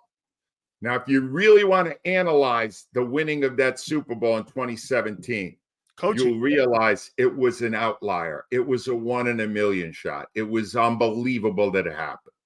But what it did was it solidified in the egomaniacal mind of Jeff Lurie and to some degree the GM Howie Roseman that they are brilliant now at football, that they are the champions. They are the 49ers that they used as their model 30 years ago. When they first came in, they said, we want to be like the Niners. Now they think, well, we are. We're the champs. And you know what? That leads me to believe they'll never win another one. No. If their fingerprints are that much over what they're doing on the offense and defense, that they're determining exactly what they're going to want and bringing coaches in to do that, we're screwed. How about this? Every coach is different. Every coach is different. You got to let the coach coach. Britton Covey reached out to me, Angelo, and he wanted to have a conversation. We had a conversation because I posted, because he said something on Radio Row in Vegas and I said, how long before you walk this one back, or Bob Lang makes you walk this thing back, where he said that, get this. Well, the players and the coaches were kind of at odds towards the end of the year. And he said this 2 weeks ago. And I'm sitting there going like this. And I go, Britton, are you going to walk this one back? How long before the PR department gets in your ass before you start walking everything back like everyone else? So again, of course, I get heat from that from certain people that and I'm sitting there going, Britton contacts me. Well, I think he's telling the truth. And you bring that guy back that had all the discord in the locker room. Angelo, he's not a problem solver. You're not going to, when things go south, that guy is not going to solve a problem for you next year. Would it shock you that he doesn't last past week 8 next year? Well, yeah, they're one of the coordinators they picked to take over. Kellen Moore, who interviewed for the job. Probably. That'd be fine. You know what? The Eagles don't have a head coach now. You understand that? I just try to explain that he's not in charge of your offense and defense. All of the analytics have taken care of the strategy. He's not. Oh, he's in charge of the news conferences. Oh, now that he's a master of. He's awful at all of it. He can't coach. He just proved it. But he's still there. Why? Because he is their Pinocchio. I got no strings to hold me down. When they asked him, oh, who decided to go from Sean Desai to Matt Patricia? I got 82-inch high-definition screen, Dan. I focused it up tight. And when he went, that was my decision. Sirianni's nose grew an inch and a quarter, just like Pinocchio. Are you kidding me? Really? You think we're that stupid? The only problem now is, Dan, you're the voice in the wilderness. You're the only one left calling these guys out and not worrying about what the PR department says, because this is a disaster waiting to happen. The Eagles next year will win. Nostradamus. 5 games. Oh, hey, listen. 5. Okay, wait a minute. 5 So and 12. Angelo's on record. 5 and 12. 5 and 12. Take the under. Take the under. 5 and 12. I don't say that with joy. I love the Eagles. I want them to win every game. 5. One hand. If you want to remember my prediction, think of a guy who blew it for a decade here. Number 5, Donovan McNabb. 5. That's what they got this year. 5. 5 wins. When you look at me, you must, because I look at you and I see, and I'm like, we're the only people that think like this, man. I said the same thing. I mean, Angelo, you made the prediction at the end how many games they would lose. Yeah. Now, I got to go a couple last questions here for you. Jalen Hurts. You really think, and you're confident then, that Jalen Hurts can overcome the incompetence around him to turn his career around when you have all this discord around him? He couldn't do it this year. He couldn't overcome the incompetence. Couldn't do it. My best bet on him is that after this next season, when they have a losing season, he will become a malcontent. He will become much more. He's already got that tendency to where, he's like, you could tell at the end of last season he was not happy. All right. He's going to start becoming another version of A.J. Brown, because A.J. Brown's not happy right now. All right. A.J. Brown didn't think they used him correctly this year, and he happens to be correct. He's right. All right. It's the same thing when you saw what happened on the sideline with Travis Kelce. Here's what nobody wants to say about that. Travis Kelce almost knocks Andy Reid on his fat ass right on the sideline, Super Bowl. You know why? Because it's the second quarter and he's had one touch. And Travis Kelce knows that he's the best weapon on offense. And they won the game in the second half, kept throwing Travis Kelce the ball. He had to practically assault Andy Reid to get him to call his number. All right?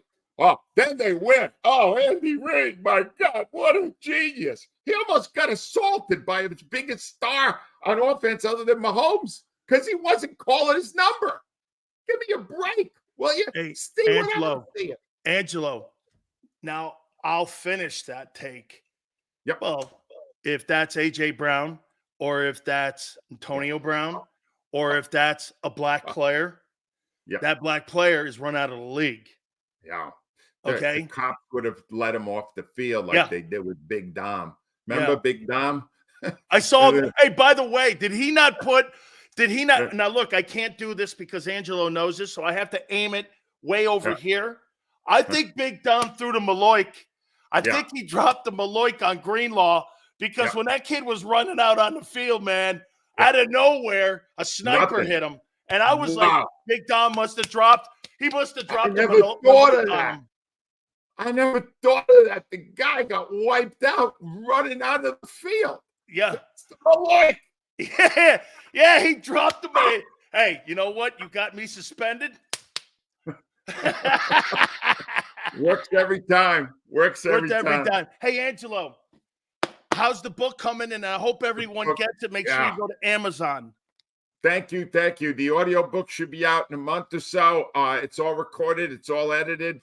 They showed me the cover. There's even a cover for audiobooks. I didn't even know there was one.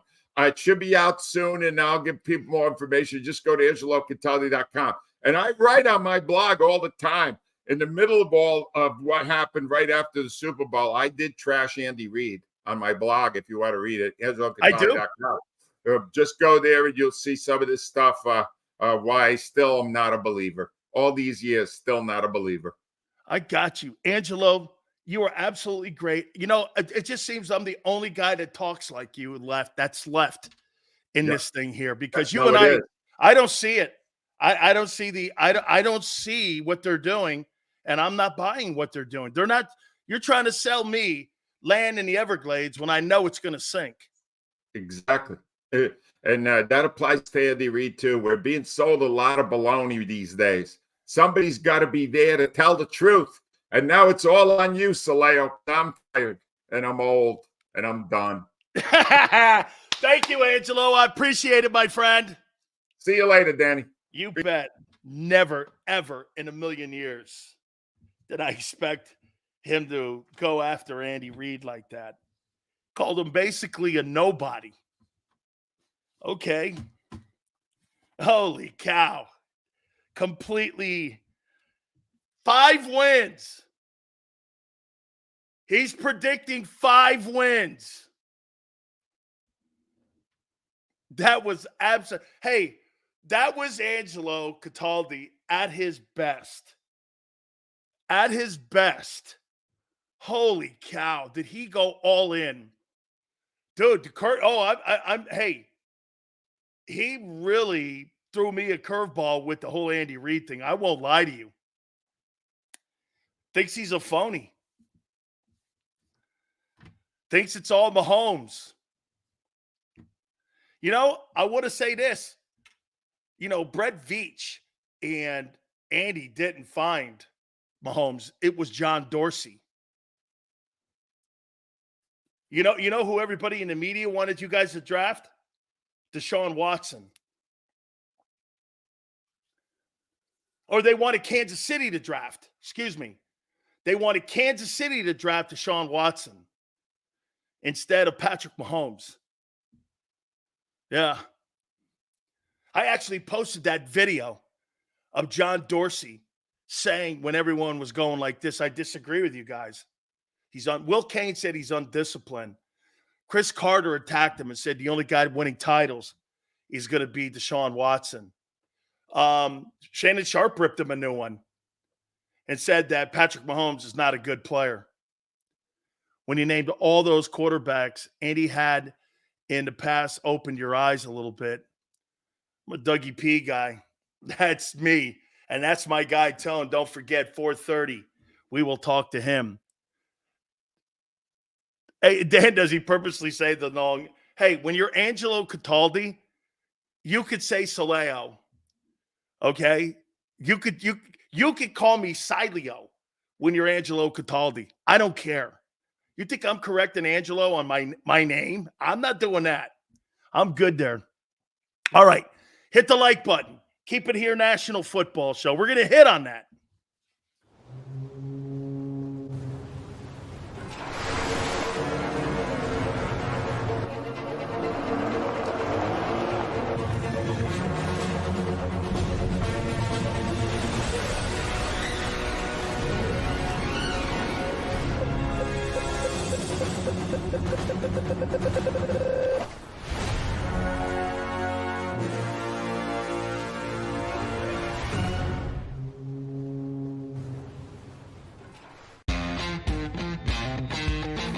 Go for the pulls and the pools.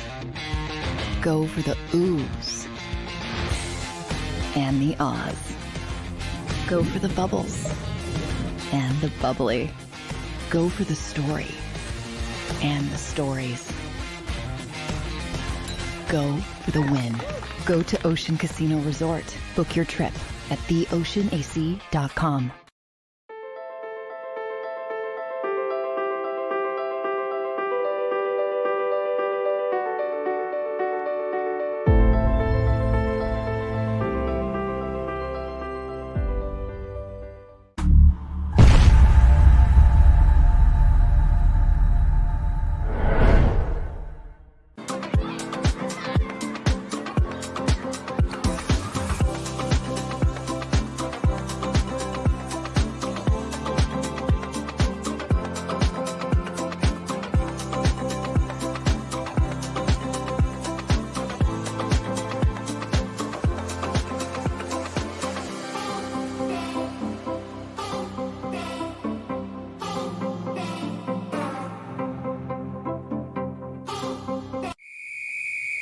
Underdog Fantasy has a way for you to play alongside your favorite football team all season long with their fantasy pick'em game. You pick between 2 to 5 players, select whether they'll go higher or lower on one of their stats, then do what you usually do on a Sunday, watch the games. You can win up to 20 times your money in a single game by going 5 for 5. It's a fantasy game, and the Sports Betting Show wants you to get involved. Go to UnderdogFantasy.com. When you sign up, use the promo code WIN, and Underdog will double your first deposit up to $100. That's UnderdogFantasy.com. Use the promo code WIN. Go for the win. Go to Ocean Casino Resort. Book your trip at theoceanac.com. EAGLES, Eagles.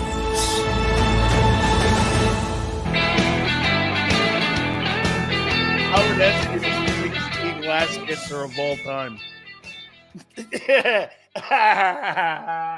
I'm sorry, I almost didn't make it back because I had to post that. He called Howard Eskin the biggest ass kisser in Philadelphia Eagle history. Let me think. Is Tone an Eagle ass kisser? No. Is Rob? No. Is anybody on our network? No. No. IP? That's another thing. 97.5, I don't know. Probably not because they're not the flagship. Man, how you doing? Howard Eskin got called the biggest Eagle ass kisser of all time.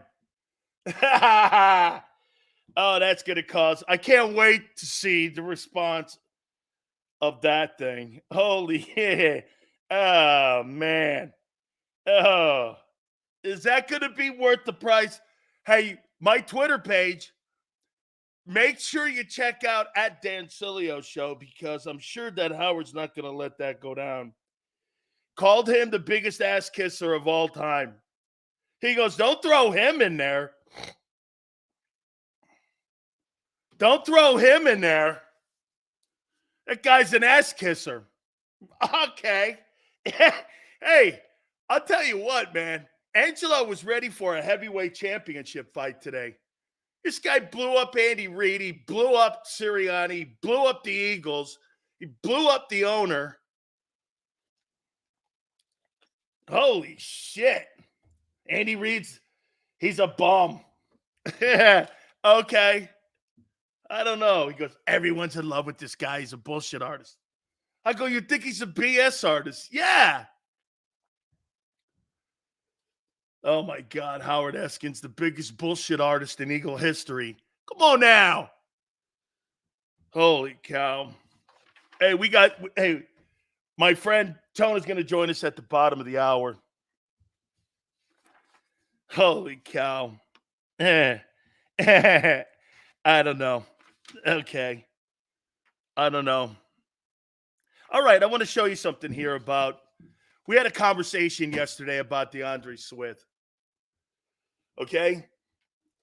Holy cow. Man, Howard got called. He got called out by Angelo. He got called out. By the way, we have our final for 2023-24 top 10 NFL quarterbacks and teams. Favorites to win the Super Bowl. And MVP for 2024 odds. We're going to do that. Okay? But here, how many people believe, and I did some more research into this, that DeAndre Swift will be back? Hey, Reggie, he did. He pulled out the greatest hits. He pulled out the greatest hits. This guy left nothing. It was like scorched earth. And Dan Sileo, you're the last one standing. I know it. I know, Angelo. It's so lonely. It's just lonely. Lonely. I know. Man, it's just me. What am I going to do? Thank you, Angelo. Oh, it's hard fighting this battle, especially when you got ass kissers at 10-1. Yeah, it's not the team. It's not the team. The coach is a cheerleader.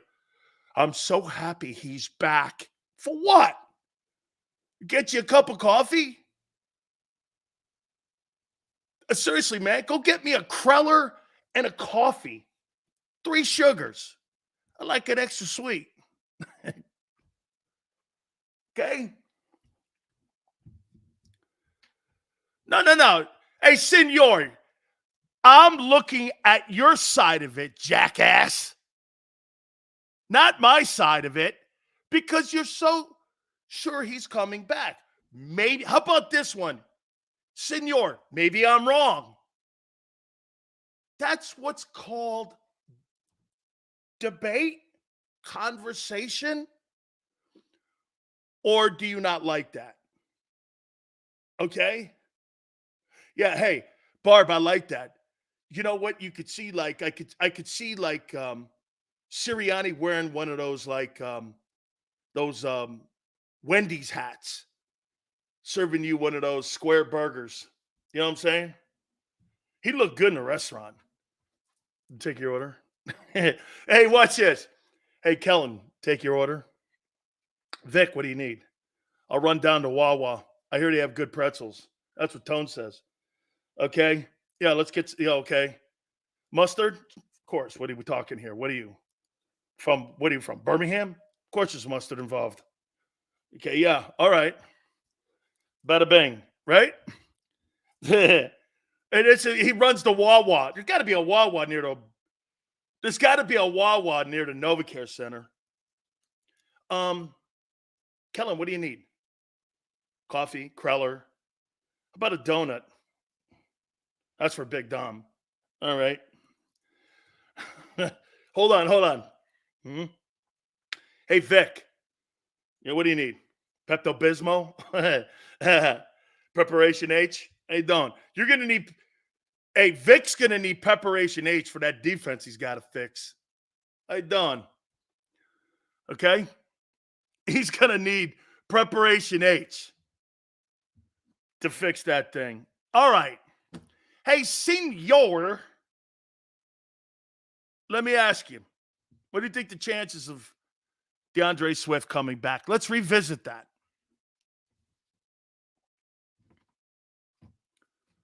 What do you think the shot is? Him coming back. Senor, why don't you kick us off with this? Do you think he's back? Senorita. Lorenzo says 0. Why'd you change? I didn't change my opinion on Andy Reid. I happen not to agree. I think Andy Reid's a good play caller. Hey, that's Angelo's opinion. What do you mean blast him? Why? Because he doesn't. What do you want me to do? Go after him like you guys go after Trent Cole because he's boys with Trump? Yeah, that's typical. Guy has a take. Let him speak his take. You know my position. I talk to you. He's got a different take to me. That's why people come back on my program. I don't argue sometimes I do. Bring me on the show and I'll tell you all about Swift. I'm not talking. Senor, you know what?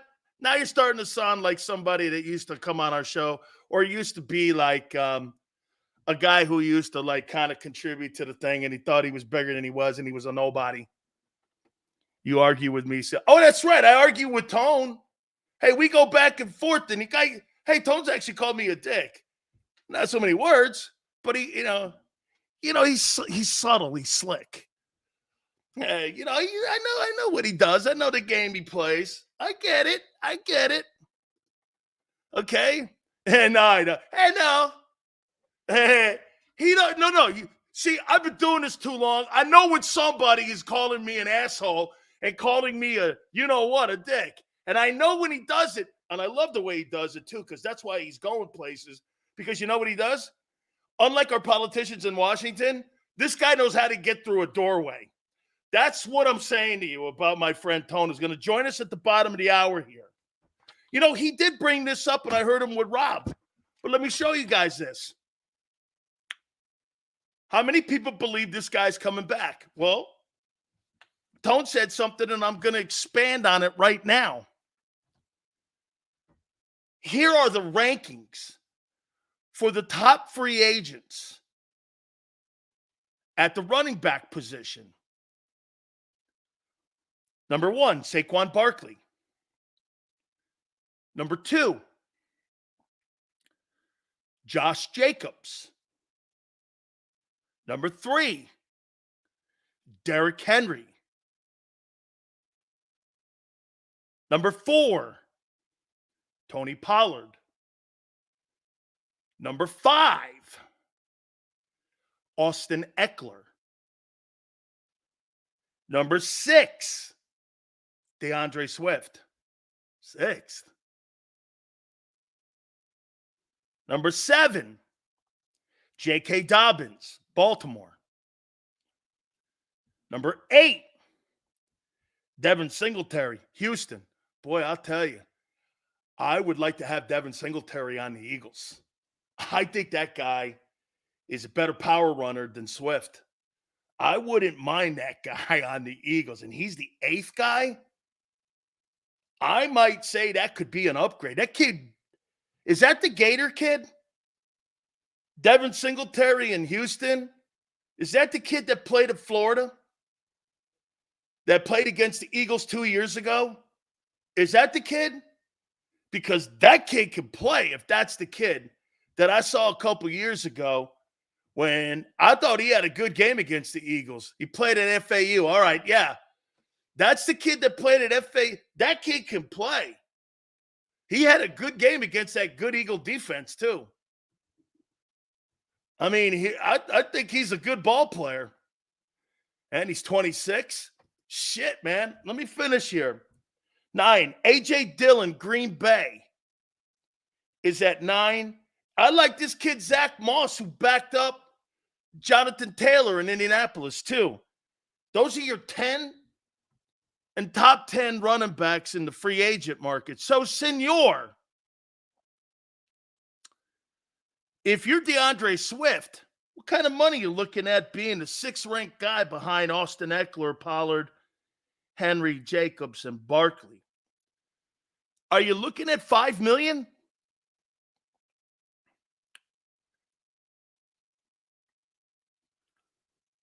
I still think that's, you got to make a decision on that, don't you?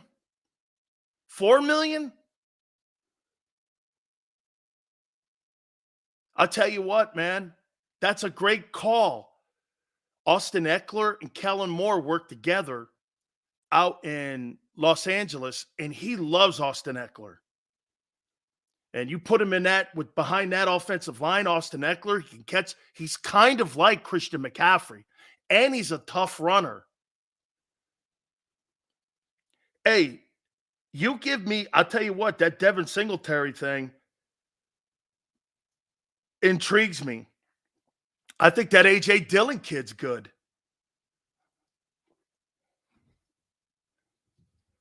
I like the kid Zach Moss.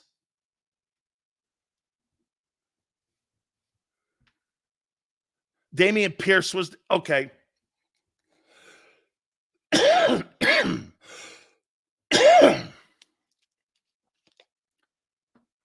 I don't know, man. You think being the 6th-ranked running back, you think that kid's getting $5 million?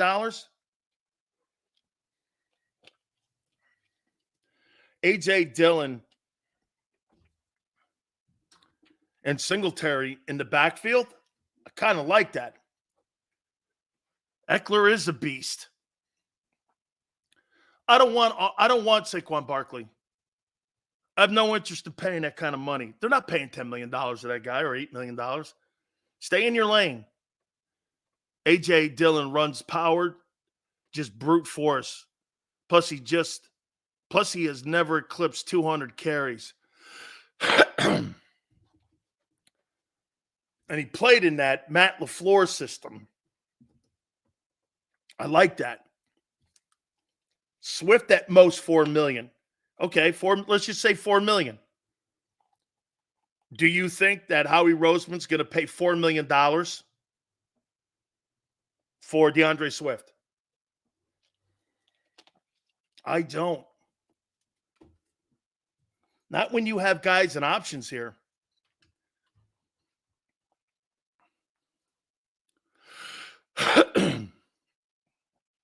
I'd offer Swift 5, not me.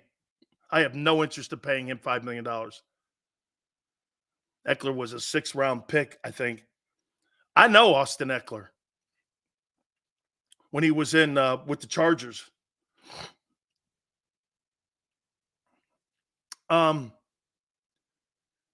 Draft a damn back. No. Dude, how many young guys you can have on your football team? So you think you're going to land on a Pacheco?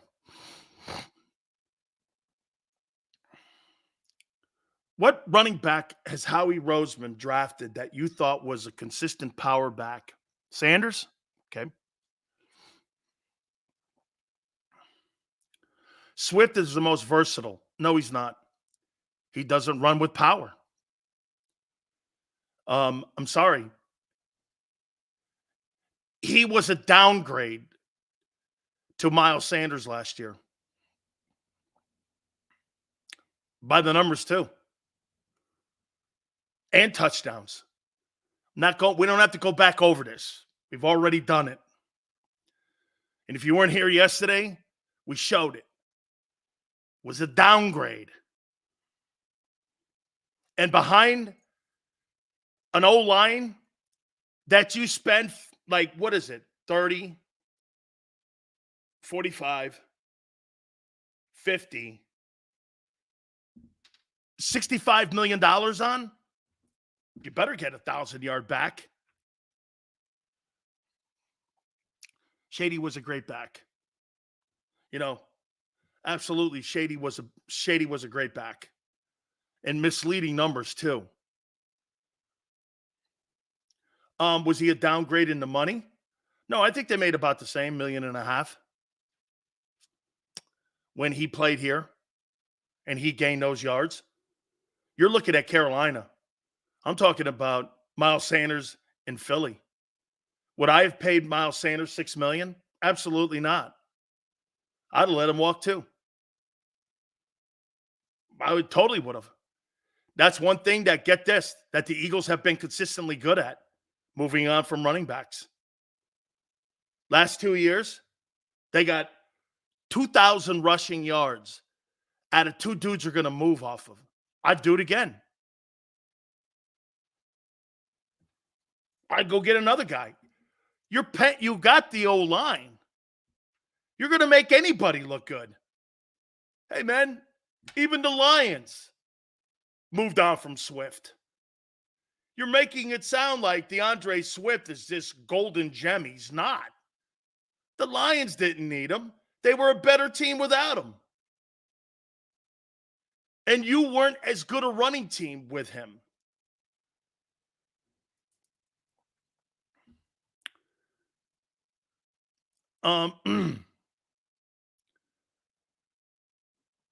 Mike Vrabel would be too much, Charlie. Okay? Would be too much.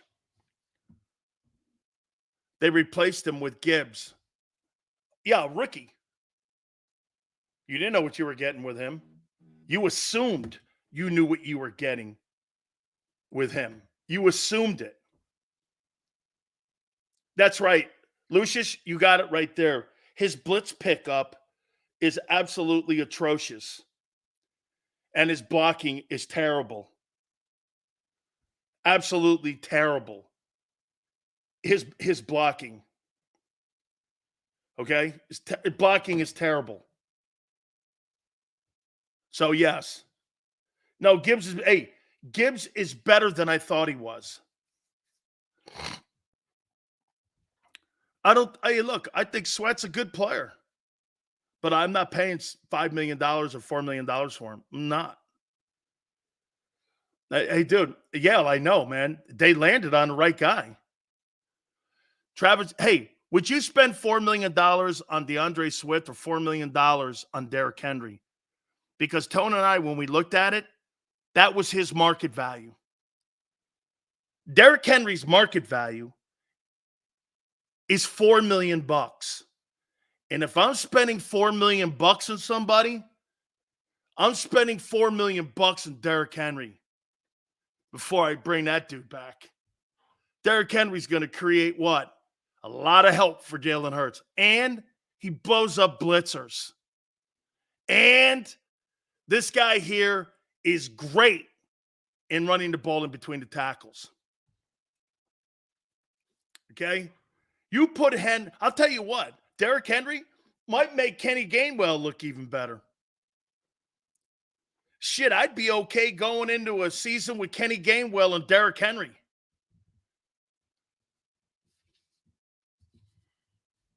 If you had to. Now, to me, I'd get rid of Kenny Gainwell, get a guy that can catch. Henry can't catch. Just take a look at that. Really, Henry can't catch. When that's really pretty much all the offense they've ever had. So you said Henry can't catch. Derrick Henry, stats. You're saying Derrick Henry can't catch. Okay, let's take a look at that. Let's not even look at his tremendous running and his ability to run. Let's take a look at receiving and what he does in receiving and receiving yards. So last year he had 28 catches for 214. Year before that he had 33 catches for 400 yards. And he catches roughly around 25 passes a year. He's got 155 catches for 1,458 and 3 touchdowns. Let's take a look at what DeAndre Swift did last year. What was his numbers in receiving and his yards? How many receiving yards did he have last year, DeAndre Swift? Draft a running back. I like that one that can catch. How many was it? 214? So pretty much the same guy. And Henry had 1,300 yards rushing behind that shitty O-line. Derrick Henry behind the Eagle O-line will go for 60. He'll lead the NFL in rushing. Okay? He'll lead the NFL in rushing. In rushing.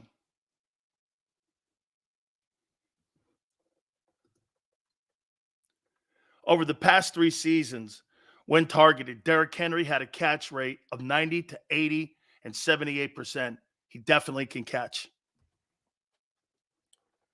You imagine Derrick Henry behind Jason Kelsey, Lane Johnson, Landon Dickerson, Cam Jurgens, and Jordan Mailata, and that guy's running the ball. My prediction, at 30 years old, 1,800 yards. But that's not what the Eagles want. They wouldn't want Jalen to have a guy back there that could help him look like 22. Or actually, if you got Derrick Henry, you would help him to be a better version of 23. DeAndre Swift didn't help him become a better quarterback.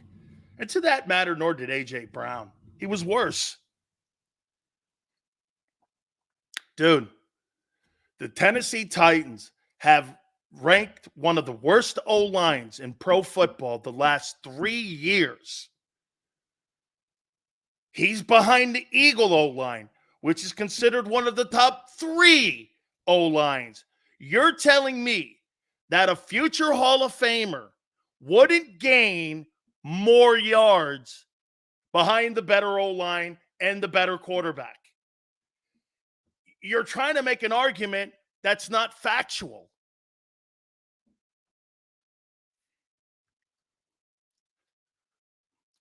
Barkley's too expensive. He's too expensive.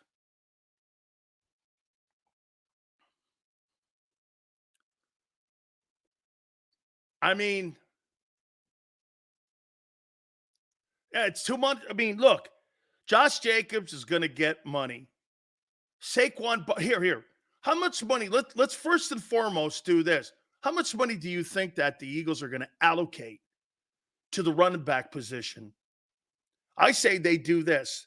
I say, who's better, Henry or Peterson? I'm going to say AP. But I'll tell you what, if you pick AP and I get Derrick Henry, I'm going to be okay with it. Okay? Adrian Peterson's a different dude, and his longevity and his power, and man, he's a good player. That's who I wanted the Bucs to draft. I thought Adrian Peterson was a great running back. He's the last running back to win the Most Valuable Player Award, too, I think. Yeah, you know what, Anthony? That's kind of what I'm thinking. You want to get production out of. He's only $4 million. How about this? If you got 800 yards or 900 yards out of Derrick Henry at $4 million, say he carried the ball 150 times, but he averaged 5.5 yards a carry. Do you understand how impressive that is? And he gives you 10 touchdowns. Isn't that what you're looking for? You're looking for a guy to move the sticks, not gain yards. I want a guy who's over 5 yards a carry, 5.5 yards a carry every time he touches the ball. Every 2 times he touches the ball, he gives you a first down. Every time AJ, get this, before I bring Tone on, Tone's watching right now, check it out. So every time AJ Brown catches the ball, every 2 times, gives you a first down. Every time Derrick Henry runs the ball every 2 times, he gives you a first down. That opens up Devontae Smith.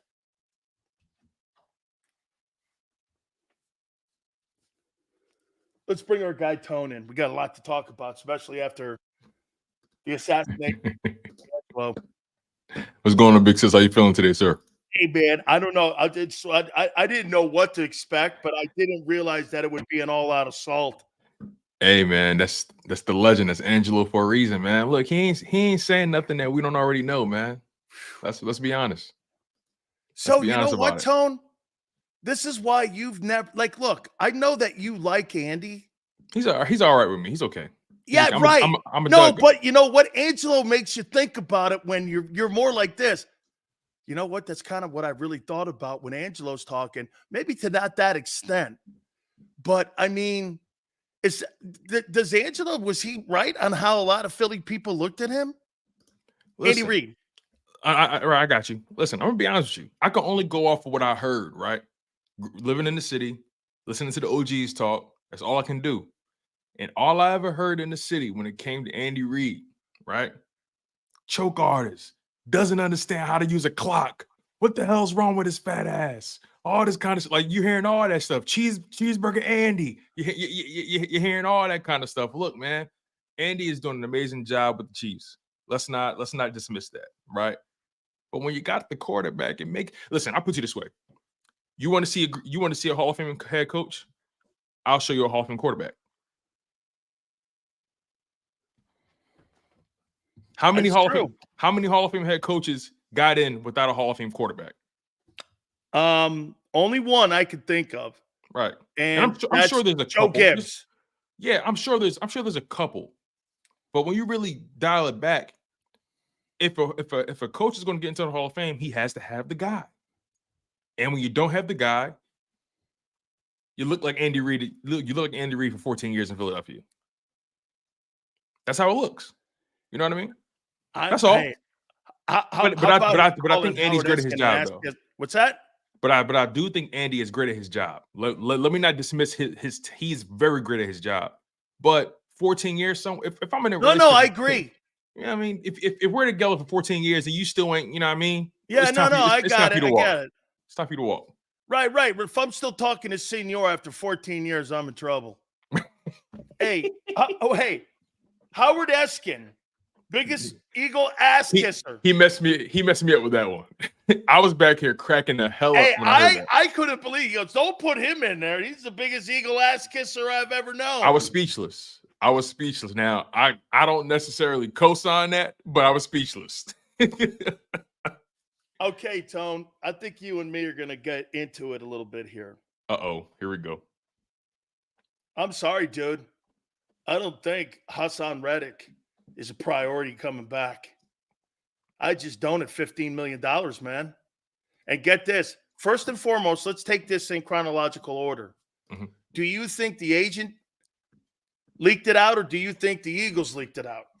Which part? The first story or Hassan the story Reddick? the story about that's a good call. That's a good call.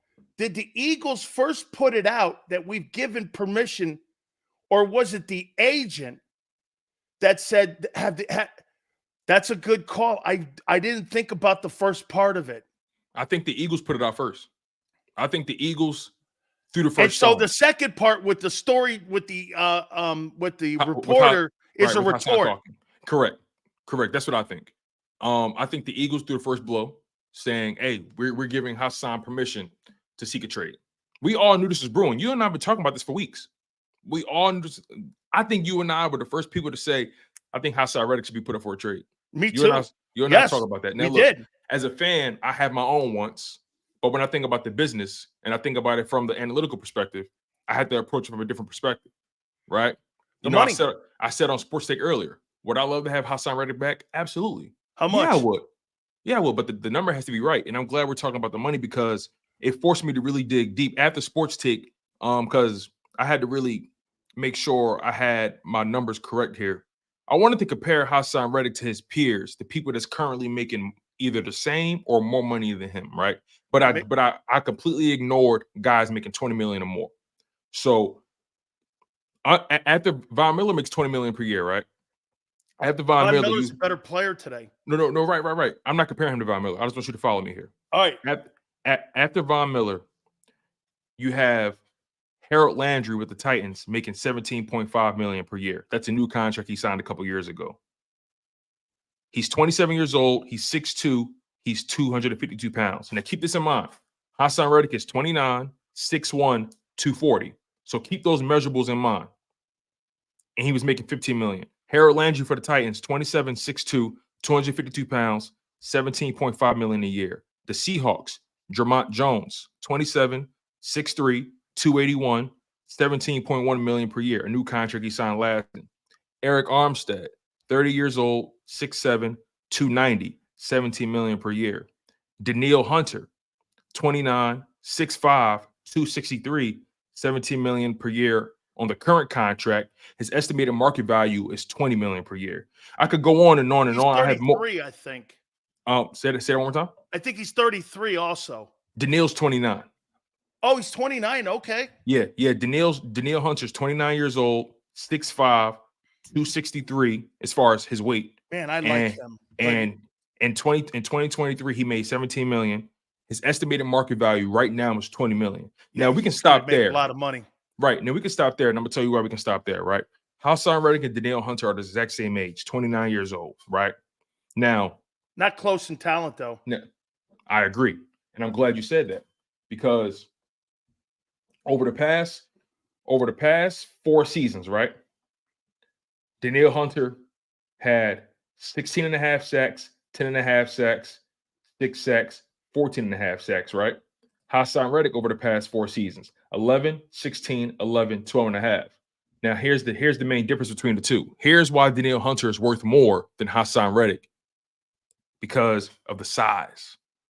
When you're 6'5", right? He's 6'5", 263 compared to Hassan Reddick 6'1", 240. That's why his market value is what it is. If Hassan Reddick was any bit taller, any bit more weight on him, I think his market value will be significantly higher.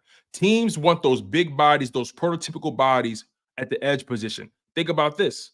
Josh Sweat, He's about 6'3", 6'4", weighs about 260, 270, something like that. He's around there, maybe 250. But my point is, again, his market value was 21.5, which is higher than Danielle Hunter's. Now, the only reason Josh Sweat has a higher market value is because he's younger than Danielle. And he does more. So again, my point in saying all that is, although Hassan Reddick may want 20 million, the market is telling you that's not the case because of the limitations with his size. Yeah, Hassan Reddick is one of the. I don't think it's the size. It is though. It's his limitations on his ability.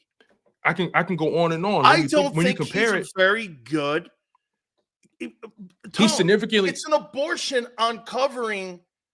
It's an abortion on covering tight ends or backs for him. He's significantly undersized at the position.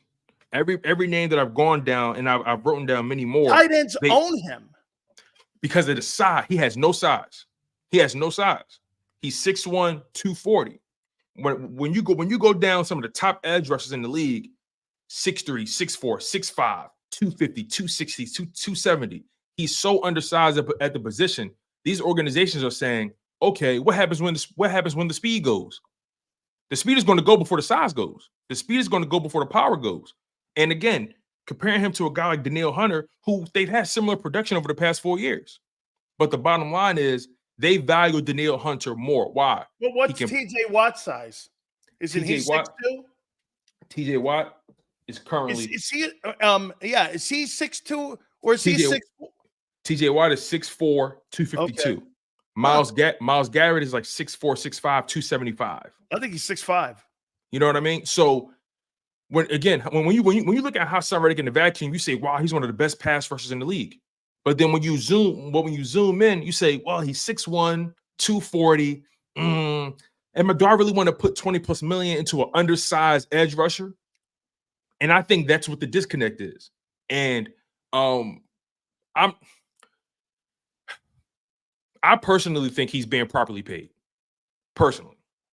But when you look at the production, some will say otherwise. But when you think about the size and the fact that in run defense he has his limitations, how can I justify paying him north of $20 million? Let me show you how I think, and tell me if you agree or disagree. Right. And how you think the conversation went. Because it's funny how it's being reported versus how these conversations start. To me, the agent probably came to them and said, hey, we're entering into our final year. Mm-hmm. Where are you guys?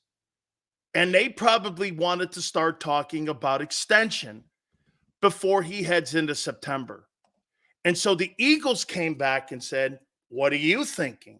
Well, we know he's competitive on the open market with his production. And what they did was they went to production right away, which for production, he is in the group. Right. When it comes to the sacks, the double digits and all that.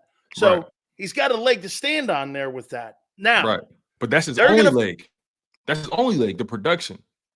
That's right. And so the Eagles came back and said, well, we're thinking of an extension, but we're also thinking of restructuring.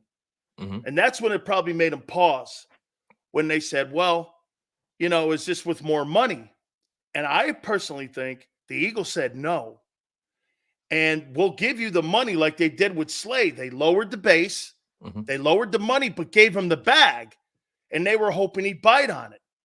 This is Reddick's last contract. Mm-hmm. So he's like this. No way. I think I can get more on the open market. Right. Now, their bluff. So they said, well, I'll tell you what. Then you could go out and seek a trade partner to see what your market value is. In theory, that's telling them, hey, they're basically saying, because they initiated it by calling the Eagles. What are you going to do? Because that's what agents do. That's what I think happens. Anybody entering their final season, they want to know where a team is because they don't want their player going in on a lame duck year. Yeah, that's pretty much what I think. I think the conversation went exactly pretty much how you said it. I think the agent reached out saying because they've been talking about this since last year. Absolutely. Since last Remember offseason. when he said something in camp? Yep, last offseason. I honestly think the agent went to him and said, "All right, where are we in this process?" The Eagles went back and said, "Listen, this is where we think he's valued at. This is what we're willing to pay." And the agent and Hassan obviously didn't like that number. So I think the Eagles said, "Look, all right, this is what we'll do. We'll give you permission to seek a trade." Now, if you notice, the words matter. They gave permission. If you notice, Hassan Reddick came out saying, "I didn't ask for a trade." That may be true. You probably didn't ask for the trade. Technically. Right. But here's the thing. At the end of the day, he'll go wherever the bag goes. So I think the Eagles said, "Look, we'll give you permission to seek a trade. As a matter of fact, you go out there and you tell me what his value is. And whatever you come back with, then we'll have something to talk about." Because I think, like you said, and we talked about this, again, we've been broaching this for a while. Everybody else is catching up. I think they're calling his bluff. And I think they're saying, "Listen, you're not as valuable as you think you are. We're not against paying you, but we're not going to pay you north of $20 million because that's what he's looking for." I'm He's not paying him north of 15. He's not going to get north of $20 million. As of right now, just based off of the people who've gotten paid close to his age, based off his measurables, based off his production, he's actually getting paid accordingly. You can make an argument he could probably for get his maybe limitations. You could make an argument he's overpaid. Tones, he can't cover.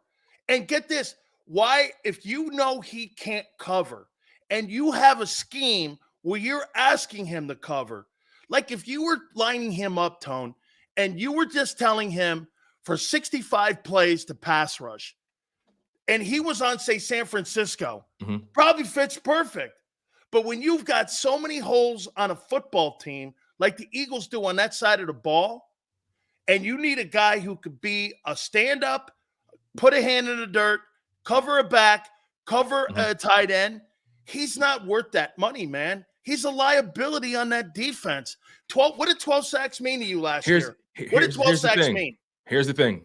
Nothing. Edge rush. Here's the thing. And this is where we got to be honest. Edge rushers come at a premium. Edge rushers are very valuable right now. Yeah, when you think about that, whole defense wasn't impactful. I feel like it's easy to say he wasn't. Why should I pay him? I understand where you're coming from. I'm not paying him $20 million. I'm not doing that. But I definitely think he's worth in between 14 and 17. I think he's worth that because of the production and because of the group he's in. See, you got to think about the people who's getting paid around him. That's the reality. We talk about it all the time. I know you hate that line of thinking. Because I hate it because that's not my priority, paying an edge rusher. Right. That doesn't bring me shit.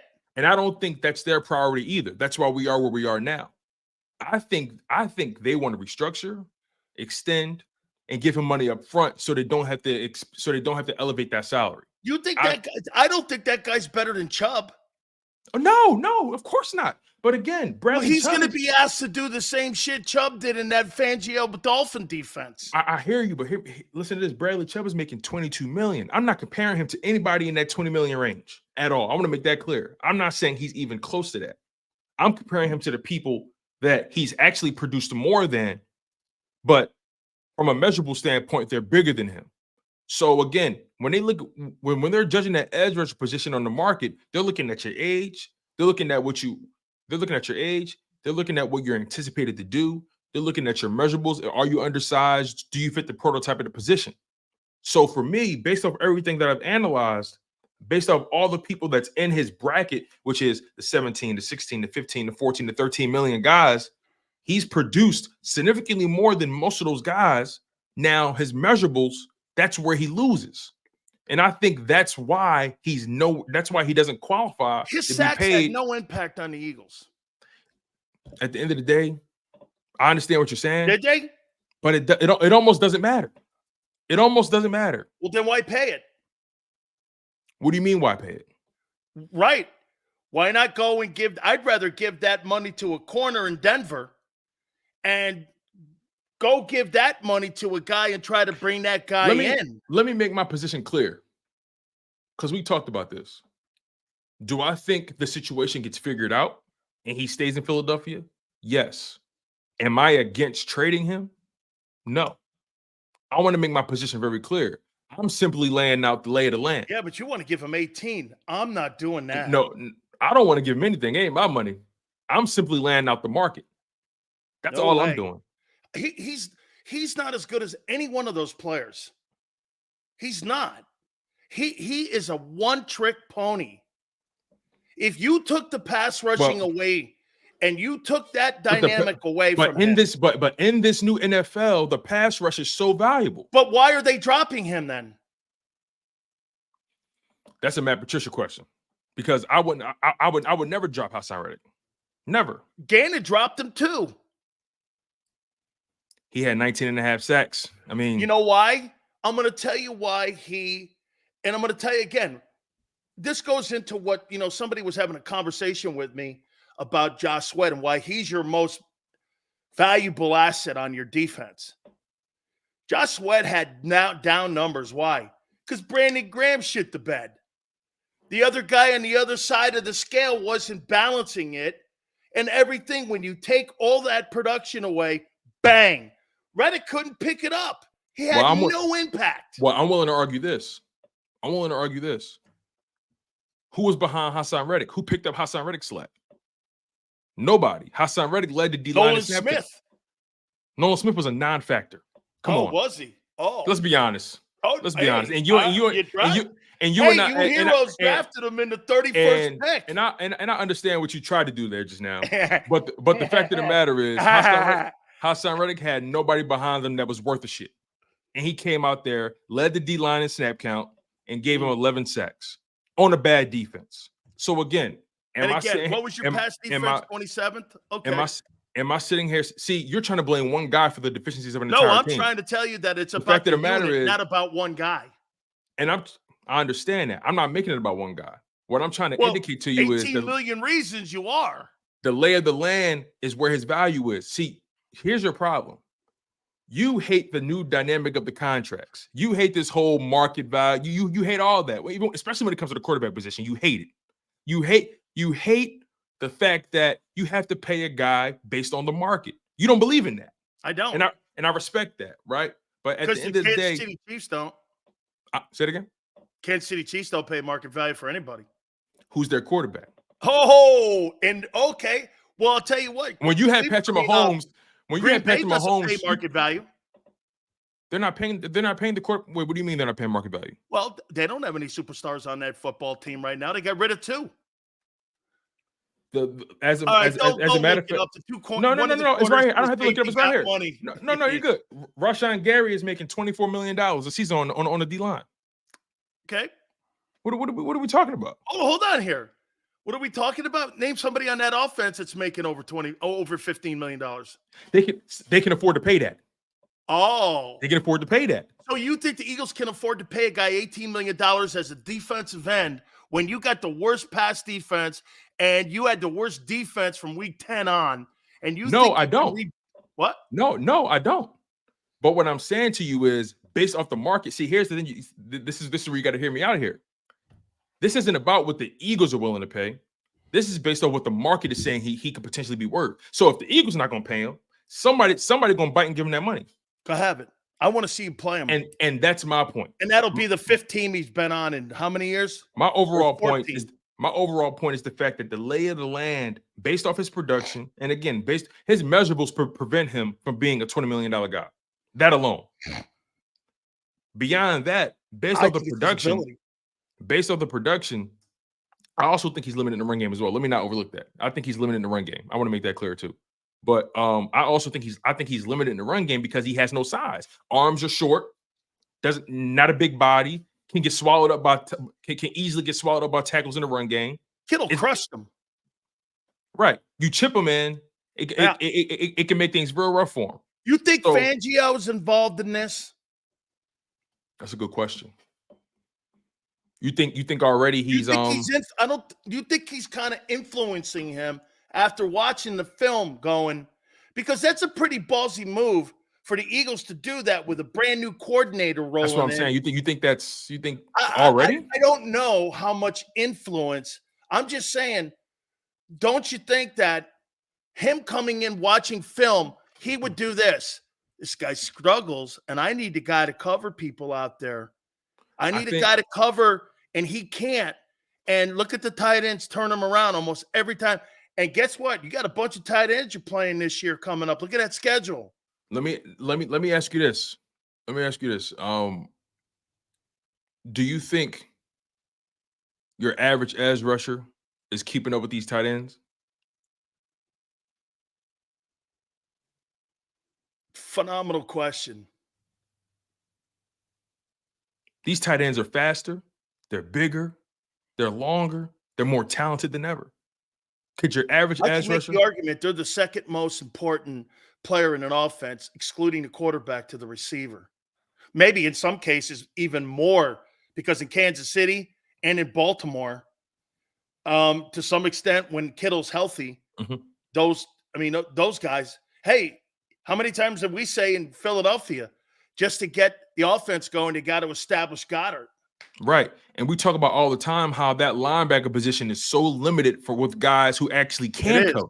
It's totally limited. So here's the thing. I know we talk about how there's like 5 guys in the league that can do it. I'm glad you said that. And this is where I got you. Do you think Hassan Reddick is the standard or an anomaly?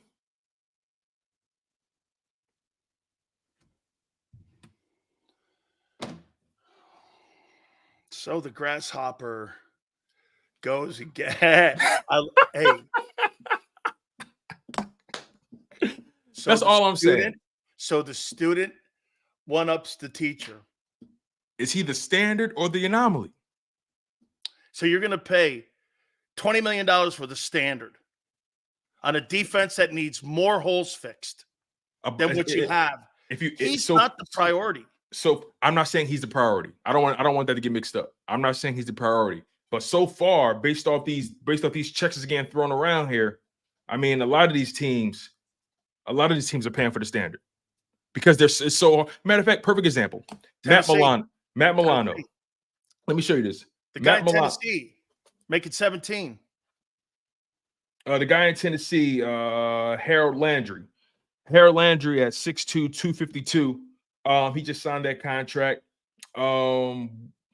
Let me see here. Also, Matt Milano, right? He's an off-ball linebacker. Is that the Buffalo kid? Buffalo guy. He's not a pass rusher, though. He's not a pass rusher, but he's an off-ball linebacker. He's an overhang player.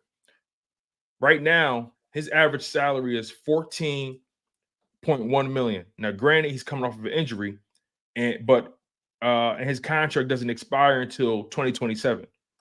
I think Matt Milano is one of the best linebackers in the league, one of the only linebackers that can cover. How much is he getting paid? That hurt Buffalo in that Kansas City game, him not and being guess what? there. And it hurt their pass defense. Matt Milano is only making $14 million a year, and he can cover. He can't rush the passer. He can cover. You got guys that can rush the passer that can't cover making more than him. You see where I'm going? Well, here, let me they ask put you more. The if league this guy's so valuable, Mhm. all these players that you name aren't on multiple teams. That is true. Why is he the only guy that's in that category that has been on 3 different football teams in 4 years? He's been on 3 different teams, and I'm going to tell you, they have a hard time figuring a position out for him. You want to know why? Because he's limited. Because he's undersized. He's limited in many ways. He's 6'1", 240 when the prototypical what's the size of a prototypical edge rusher to you? I say 6'5", 6'4", 260, 270. I want a guy like Myles. I want someone in the room like Myles Garrett's stature. I want it to look like that. I want it to be like him. I want that look. Myles Garrett's look. That's what I'm kind of looking at. Myles Garrett, 6'4", 272. You think his heavy ass is keeping up with these tight ends? I think they're asking him to do different things. I think he's a better run defender than Hassan, a better pass rusher than Hassan. I feel like he plays the gap better. I feel like he plays the gaps better than Hassan. He's a better player than Hassan Reddick. It's not a question. Myles Garrett he was defensive player of the year for a reason. Yeah, right. You know what I mean? But when I think about Myles Garrett, is Myles Garrett more valuable? Is Myles Garrett more? Oh, matter of fact, this is where we are here. This is Myles Garrett in pass coverage in 2023. Did you know Myles Garrett in pass coverage was only targeted one time through 17 games? That tells you he's not back there. He's not back there. He's not. They're He's not back using there. him that way. They're not using him that way, and he's No. getting paid. And he's getting paid. Reddick is used more like Michael Parsons is. But he shouldn't be, because Michael Parsons can actually move around and cover, and he shouldn't be used like that. Oh. And that's my thing. Michael Parsons, I'm willing to argue, is an anomaly. Remember, I would tell you this. I would rather spend the money on Chase Young and move Reddick and bring that guy in on a lesser dime and have more money to move around and maneuver around with linebackers and safeties, because I have a feeling. Now, look, I think as the season went on, he started to become more productive in the playoffs and at the end of the year with the 49ers. And I think he was coming on. And I tell you what, they had no answer for him in that Super Bowl. And to me, he played in the division also. yeah, I think he can do more. I think he can cover tight ends. I think he can play the run. I think he can pass rush. And he's cheaper. he's cheaper. And he's yes, I younger. agree. He's cheaper, and he's definitely younger. My mindset is this. I'm thinking about the entire defense, right? And again, I just want to make sure my position is laid clear.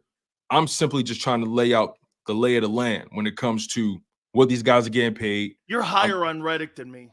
Oh yeah, I am, and I mean that's fine. That's where we disagree. That's No, perfectly it's okay. okay. Yeah. But when it comes to the I've already mentioned that I wouldn't mind trading him. Now, of course, my fan side says, Hassan Reddick, all those sacks, how do you trade that? That's the fan side of me, right? But when I look at the business, when I look at where the Eagles are financially, when I think about that cap hit, when I think about all those things, when I think about all their needs, I'm saying to myself, this may be a necessary evil. They may have to think about trading him so they can create some cap space, get some draft picks in the process. This is the part where I'm glad I ain't got to make these decisions. What do you think his market value is? Who? For when it comes to draft picks. Oh, wow, that's a good question. What do you think a team is going to surrender a guy that's limited? Okay, who has the money? Let me see. Here, wait, Tone, let me do this to you. I got 1, 2, 3, 4, 5, 6 teams. The Lions have $45 million. Could they be in a win now? Put him on the other side of Aiden Hutchinson? Right. Here's the team I think. How about you put Hassan Reddick on the other side of Will Anderson down in Houston? They have $60 million in draft picks off the Deshaun Watson deal. And also, Will Anderson is still on the rookie deal, so you can probably make that work. Okay, and get this, DeMeco Ryans is the coach. So you got a defensive-minded guy who could put him. Would you move him there? Hey, since what's his name, Gannon had success with him, would you talk to how about this right here? You know that Budda Baker dude? Yeah. Oh, interesting. Would you package something up? Now he's going to command money. Would you package something up? Make them restructure a deal for Baker? Send Hassan to the Cardinals. And here's what you can watch this here, man. Here's how the Eagles can get a second and maybe a 1. Right. Watch this. But it'd be a high 1. So check it out. I'll tell you what. He's going to command $20 million. We'll send you Reddick. You pick up the majority of his, because I think he's making a ton of money now too. Who, Reddick? You got a big cap hit, Budda Baker. Yeah. He's due to make 15 million a year, 15 million exactly, but his cap hit is larger than that. Tone, you pick up this year half that salary. You give me a 2 for him, and I'll send you Reddick. I think that's the only way the Eagles can get a high draft pick. They got to pick up some of that salary. That's the only way, because here's the thing. Cardinals have to pick it up. Right. Well, the Cardinals have to, because listen, you're not going to do this. I'm going to trade a guy for 15 million and send you Hassan Reddick. Well, let's talk about the cap hit. Straight up deal. Right. The cap hit is 21 million. So let's keep that in mind. Yeah. So trade a guy with see here's and this is where it gets hard for the Eagles. You can restructure that. You can you can. But here's the thing: when you trade Hassan Reddick, not only do you have to find a team that has the money, you have to find a team that's also willing to pay him. Does Arizona have money? Arizona has, yes, they have 44.6 million. Oh, dude, they got the money, and they got the money and the player you need. Right. So he's my second target in the offseason outside of Surtain. Right. You had the Eagles' challenge is finding if their desire is to trade him, right? Their challenge is finding a team that's going to pay him and know how to play him. And that's willing to give you the draft compensation you're looking for. That's going to be the challenge. Daniel knows how to play him. Right. But will that GM be willing to give up the draft compensation and pay him? That's the conundrum. See, so you have to find a team that thinks he has that value. Yes, exactly. In other words, like you got to Gannon find. will tell him he did with me. He had 19 sacks with me, counting the postseason. He was a game wrecker in the NFC title game, and he knows how to pass rush the 49ers. That's an option. It's an option. See, how you make this work with them, you call them and say, listen, I'd like to do a trade here. Send Hassan Reddick to you. You pick up $7 million. You send me Buddha and a 2. Buddha a 2 for Hassan Reddick straight up? Oh, and the money. Oh, so they got to pay the money. Right. So exactly. So what I'm saying is, so basically what you're saying is, if the Eagles are going to get a 2 and Buddha Baker for Hassan Reddick, the Eagles have to pick up part of that contract. No, Cardinals do. But why would the Cardinals pick up the money and give you the pick and pay the player? Because they're losing. They want to unload him. You're getting a player that's less money than him, but that, like you said, is a premium. He's a pass rusher. Safety's not, but that's a need on the Eagles. So you go to them and you say, hey, look, they want to trade him. Tony, they want to move him because of the cap hit. They want to get out from that deal. Buddha Baker. Like you said, he's in the Hassan Reddick position. There's going to be a team that wants that skill set, that it fits on their team. What you do is you go to them and you say, I'll tell you what, I'll take the player off your hands. I'll send you Reddick. You send me a 2. And you pick up half the contract. Here's the tough part. Are the Philadelphia Eagles willing to pick up a $19 million cap? Or do you think the Eagles have to wait? You're right, Tone. I got it back. Eagles have to send them a 2 and Reddick, and then pick up the money and Baker back. Right, but here's the thing: though. Are the Eagles more sense? You're right. Yeah. Are the Eagles willing to pick up a $19 million cap hit for a safety? Is that their mindset? Like, let's think. It's possible. But I think Buddha's looking to get paid. So you have his average salary right now is 14.7. Do you see the Eagles paying 14.7 for safety? Nope. He's trying to get more than that. And he's arguably the best at his position. How old is he? 28. No way. Forget it. I'm out. No. So this is a much harder transaction than we think. I think they're better served restructuring Reddick, extending him maybe a year or 2, and giving him a bag of money at his feet. That's what I think. How about sending him to the Patriots? Patriots want to spend, and Jared Mayo said they're going to spend some money, and they don't have that, and that's kind of a guy that fits up there into what they're doing. Could you see something like that? All right. So the New England Patriots have 69.8. Why does it seem like they always got money? Always. Because they don't pay anybody. Yeah, that's true. 69.8 million in cap space. That's an interesting proposition. the Patriots are going to be high on the draft board too.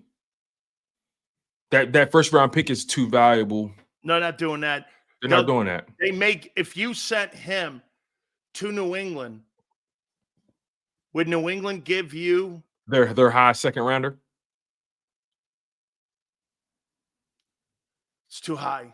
I mean, if they're in the if their number is like 39 or 40 in the second round, there's not a chance in hell. That's close to a first rounder. Exactly. Yeah, how about this? Reddick and Judon, like Yale just said, as your edge rushers in New England, chasing down Josh Allen, that might be something you're interested in. It would be. It would be. Now, what would the Eagles? The Eagles would want something for that, obviously. The Eagles are going to. I would want it too. Right. Do you see? But I don't know if New England is going to surrender a 2. Would you surrender a 2 for him if you're New England? You know, New England's desperate for talent. So you're talking to the right team here. Mayo's got to make a splash, and they got to keep that defense. You know, they weren't horrible on defense last year. Do you see New England paying Reddick $15 million? They spent a lot of money since Brady's left. You know, watch this. 3 years ago, if I'm not mistaken, they spent something like, if you Google it, Tone, I think they spent like $300 million in free agent salaries like 2 or 3 years ago. They've spent money. Right. They spent right. And also think about this, right? As of right now, they're paying Matt Judon $13.6 million per year. Right. Now he had a down season in 2023, but in 2022, he had 15.5 sacks. 2021, 12.5 sacks. 2026 sacks. So he just signed that contract a few years ago. He signed that contract in 2021. So as of right now, they pretty much got a lot of production out of him for a cheap price at $13.6 million. The hard part is about this situation is the Eagles and Hassan Reddick's representation, or more notably Hassan Reddick's representation. Because remember, let's not forget the Eagles side of this thing, right? The Eagles are saying, hey, we want you here, but it's not going to be at the number you're thinking. I think the Eagles are fully comfortable paying him what he's making now. But I think he wants more, and that's the problem. Restructure to get that base down. And that's what the Eagles are trying to do. The Eagles are trying to restructure, get that base down, and maybe give him some more guaranteed money up front and extend him. But here's the thing. That's where you lose me. I'm not doing that with the money. I'm not. I'll tell you what I'll do, Tone. But remember, it's about the cap. Remember, it's about the cap hit. It's always about the cap hit, not the guarantee.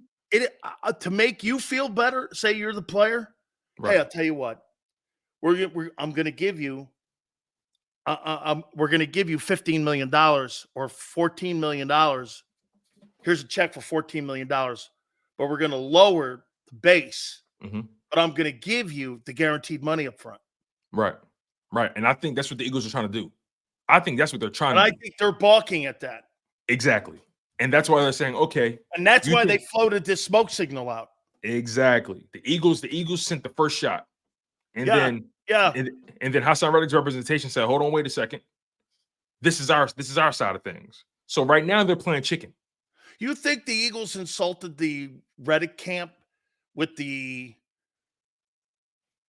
contract structuring that they want to go to, and that's why they floated that story out? And what I mean by insulted, not horribly, like, this is what we want to do. We want to lower the base, and we want to give you money up front. Personally, I think they offered him the Slay deal. I was literally about to say, historically, the Philadelphia Eagles, they do a very good job at restructuring contracts and lowering your base and making sure you got your money up front. They do a very good job of that. But here's the thing. Yeah, because the player's going to go, you mean to tell me I get a $14 million, $15 million paycheck tonight, direct deposited in my account, versus sitting around waiting for it? Shit. Exactly. But here's the thing. Like you said, Hassan Reddick knows this is his last big deal. Last deal. He wants more than just that money up front. And Hassan Reddick, listen, it's really simple. Hassan Reddick wants north of $20 million. And he's not getting that. Plus, if it's New England, he's out of the conference. and he's out of the conference. I think they do. I think, and again, I don't think they want to trade him, but they're more than willing to. I think that's where they are right now. I think they want him on their terms. Yes, and that's exactly where we meet. I think they want him on their terms. And Hassan Reddick is saying, hold on, wait. I've given you back-to-back double-digit sack seasons. I had 19 and a half last year. I had 11 this year on a bad defense. I was the only bright spot, so to speak. And this is what you're offering. And the Eagles are saying, well, hold on. Yeah, you did put that up, but we also have to base it off of what you're going to do. And here's the thing. Here's the caveat. Whatever new contract he does sign, it's going to take effect when he's 31. Who's paying a 31-year-old undersized edge rusher $20+ million? Nobody. Let me show you something here that lets you know that the Eagles laid the law out to him on what they're doing. Did they come to Jordan Mailata and restructure his contract? The Eagles went to him and did it, right? Was that 2 years ago they did it? I thought 2 years ago they went to him. Wait, are you talking about Lane or are you talking about Mailata? I thought they went to him and redid his deal. I'm not entirely sure. Oh, you mean the extension and all that kind of stuff. Oh, yeah, that happened in 2020. That How happened the all season 2020. And restructure his deal? Oh, they've restructured Lane so many times. Okay. It's ridiculous. So here's where I'm going here. Didn't they go to Goddard? And yeah, they got anything going. They gave him a deal before, right? Yeah, this is what they did. They extended Mailata, Goddard, and Sweat and Avonte Maddox all in the same season. They got ahead of the market and said, all right, we're going to give you guys all this money up front. Because if I'm not mistaken, they did a lot of that during the year. They took care of Goddard during the year. Goddard during the year. They took care of Avonte Maddox during the year. And they took care of Mailata in the offs. Mailata was the first one to get money, first one to get paid. But based off Mailata's production, he's underpaid. Okay. But we'll get there when we get there. But let me say this to you. If the Eagles were so gung-ho on him, wouldn't they have given him, say, by the way, since by week 12 of this year when they were 10-1, don't you think the Eagles, knowing Howie, the way he operates, he would have got ahead of it? Instead of waiting to the offseason, you're talking about Reddick, right? Here's your money. Here's your extension. Here's some more money. Don't you think he would have did it then like he did it pretty much for everybody else? Absolutely, but here's the difference. Well, they didn't want to do it, and I don't think they really knew they were. That's why they drafted Nolan Smith, was to get him out of there. Exactly. Now we're talking. I firmly believe their game plan was we signed Hassan Reddick to this 3-year deal. They ended up drafting Nolan Smith, and they wanted to have foresight. Their plan was draft Nolan Smith. That can be our transition from Hassan Reddick. If he tries to come to us in negotiations and tries to twist us for more money, at that point we can use Nolan Smith as leverage. This is what they didn't account for. They didn't account for Nolan Smith being a dud in year one. They didn't expect that. So that threw a monkey wrench in their plans. So that actually gave Hassan Reddick a bit more leverage, but the bottom line is this. This is the bottom line. They didn't draft Hassan Reddick. They drafted Mailata. They drafted Goddard. They drafted Maddox. And they knew, and they drafted Josh Sweat. They knew those guys, the money was only going to get higher. They got ahead of them. They got ahead of Mailata's market. They got ahead of Dallas Goddard's market. They got ahead of Josh Sweat's market. That man is worth $21.5 million right now. And he's only making $13.3. And he's 26 years old, 25 years old, something like that. I know he's your highest valued defensive player. And he's actually built like a prototypical edge rusher, the type of edge rusher that teams aren't afraid to pay big money long term because of the body type, the measurables, the skill set. I bet you anything. Vic Fangio walked in there and said, I'll make Nolan Smith a player. And watch this. I guarantee you, he said, I'll put him in a position that Patricia and Desai couldn't. I know how to use him.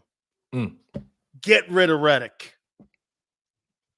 He probably, now, that's probably too strong. But could you see Vic saying that? I could definitely see Vic going there and saying that. I'll tell you what, I'd like to work with a 4-3 guy who's got that kind of athleticism too. I mean, dude, 4-3, 4-4, setting the edge for me, coming off and humming off that corner. Why can't he do the same shit Reddick can do if I put him in a position? I'm brought in here to fix this bitch. Also means, hey, you know how Kellen Moore has been brought in to fix Jalen Hurts? How do we know Vic hasn't been brought in to fix Nolan Smith's ass, get Jordan Davis's ass going, and fix that linebacking? I mean, he's got jobs individually in that building. Absolutely. That's very reasonable. I think Vic was brought in here to really maximize all those guys that they feel like they wasn't getting a lot of production from. I just don't think, I think when they look at Hassan Reddick, they say, look, we like you, but we don't love you like that. Yeah. I think that's the problem. I think they like him 15 million reasons. Exactly. I think that's where they feel comfortable paying him 15 million. And they don't want to give him anything more than that. I think they might even budge at 16, but I don't think they want to give him north of $20 million. Not when I got so many positions to fill. And that's the thing. The Eagles got so many money. So they got so many things to take care of. Resources. And you're going to give him an extra $1.5 million when I could take $1.5 million maybe and parlay that into a restructure to get a safety or linebacker. If you pay him, Tone, you're going to battle. In my opinion, let's just say we do the 18 million. I'm not saying you're off base. Right. Okay, I'm not. I'm saying, but if you pay him 18.5 million on a restructure, shit, you're going to work with what you have at safety, corner, and linebacker this year, and what you have on your roster and what you draft. And that ain't enough. Even if you find a way to lower the cap hits? With who? You're talking about Reddick, right? Okay, you lower the cap hit. 5 million? Okay. Yeah, remember this. $18 million of that 20 million goes to your draft. Right. They're in the tough position. And I think the Philadelphia Eagles, Eagles in the draft. And I think yes.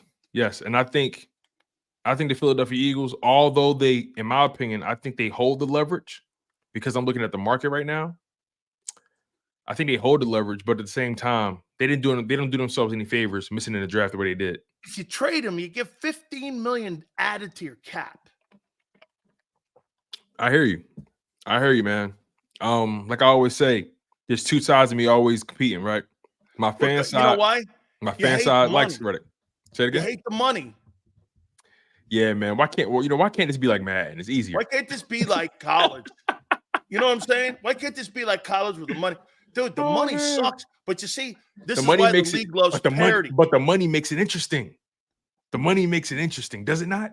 Oh, it's like stock. It's like you know it's chess. Do you know what it reminds me of? When I was a stockbroker on Wall Street, and I worked on Wall Street, and you have to worry about dividends, and you got to worry about what fold it's going to go up, and how much of your investment you're putting in. Are you going to put 25% in your annuities? Are you going to put them into long-term investments, short-term investments? This is exactly like the stock. It's like the stock market, man. And that's why Howie doesn't really hit on a lot of his stocks. They go belly up, and he gets penny stocks. Doesn't get the OTC stocks, over-the-counter stocks. He doesn't invest in like waste management for sure things. Okay? The guy may not be the best, but he's there 17 weeks. He may not be the best edge, but he's there 17 weeks and he gives you production. And that's why Hassan Reddick, he looks at it like this. I don't miss games. I give you production. That's a really good one. Hassan Reddick hasn't missed a game for the Eagles. Not one. He doesn't miss games. He played on a bad hand. Still got. And he had an impact play in the NFC title game. So it's like, when you see, I understand why Hassan Reddick wants what he wants, but at the same time, in this situation on this team, that's not happening. That's how, and it's nothing personal. It's simply on this team, that number you want does not work, and they have too many needs. Why? You know how many teams offload big money players if they're not competing? All the time. The Vikings are considering trading Justin Jefferson. Yeah, because do you hear what I said earlier in the program? I was like this. I went, You're going to pay $30 million to a guy that'll never deliver you a Super Bowl. See, this goes to your Reddit conversation. Well, it's market value. He's the best receiver in the game. How's that helping Minnesota get closer to us? He gets you further from a Super Bowl. Do you understand that, Jefferson? Right. And that's why I don't think Hassan Reddick is going to get the number he's asking for. Because if You can't they build decide your football team from the perimeter out in. Exactly. So, that's why I look at Hassan Reddick and I say, look, I love everything he brought to the table. I still do. I would love to have him in the building. But the number got to make sense. And based off the way the Eagles moving and the way his team moving, there's a disconnect between what they're offering and what he wants. I think he wants like around 21, 22. And I think the Eagles are saying, whoa, we'll budge to 16, but better go play with Gardner Johnson because that ain't happening here, man. I mean, and here's another thing we got to keep in mind. They still have his rights. So regardless of what goes down, they still have his rights, and they have to decide that they're going to trade him. They got to still greenlight the deal. I want to take you slightly off the topic, but in the same vein here. No problem. Would you pay Jefferson $30 million? Justin Jefferson? Yeah. Knowing how great. Do I have a quarterback? Do I have a quarterback? No. Do I have an O-line? No, you have the Minnesota Vikings right now because Cousins is out of there. They're not paying him. Oh, so you're saying if I'm the Vikings, do I pay him? Right now, with the current way the Vikings are. I can't. Or are you trading him to get draft picks? I can't. No. He's great. He's spectacular. He's a multi-time All-Pro. He wants $30 million. He's not getting that from me. It's that simple. The Vikings are nowhere near a Super Bowl. Nowhere near one. It moves them further away. It moves them further away. Financially, at least. Like their offensive line, putrid. Defensive line, Danielle Hunter was the only bright spot. Marcus Davenport, I mean, they signed him on a 1-year deal. But other than that, I mean, okay, you know what? This is why I trade him. You want to know why? You want to know why I feel comfortable trading him? And I'm not saying this player is on his level. I'm not saying that. But this is why I trade him. For one, I'm nowhere near winning a Super Bowl. So why am I paying a wide receiver $30 million if I'm not even in the playoffs? That's one. For two, I got Jordan Addison who came in while you were away and gave me over 1,000 yards, I think, receiving. So in my mind, why pay you $30 million when I got this young guy over here that's already shown that he can produce without you? See, it would have been different if Addison was playing next to Justin Jefferson and Jefferson was taking attention away from him. Addison did most of his damage when Jefferson wasn't there. So I feel comfortable making that move. Will it be a fan favorite? No. But I'm nowhere near a Super Bowl. And you want me to pay you $30 million? How can I justify that? Okay. If that was the to sell jerseys thing going on, and see, get this. So you're okay with trading the best receiver in the game, but you're not okay. And I'm not saying you. Some people are not okay with having a conversation about AJ. Come on, man. This is about getting you closer to the bowl. This ain't about getting you closer to anything else. What helps you get to that point? And by the way, could you imagine if the Minnesota Vikings traded that guy to Kansas City this offseason? Don't say that. Don't say that. You see him. Because they restructure what's his name's contract and land on Jefferson. Don't give them any more ideas. Please. Could you imagine that guy land? How about this? Texans got $60 million. You drop that kid down there with CJ Stroud on the other side of Nico Collins. See, I think Minnesota's in a tough spot here, man. They are in a tough spot. I mean, like you said, well, it's Sills. And this is what you say all the time. As Sills, it's market value. He's the best player. You got to pay him the 30. I don't know. Situations matter. He ain't helping me. That rule isn't just a one size fits all. So it's not a blanket deal. No, it's not. Oh, okay. It's not. Listen, the market. The market earlier. Okay, I was checking on you here. I got two things I want to go over you with before got you. Let's do it. These are my final top 10 teams and quarterbacks in the NFL. I'm going to do teams first.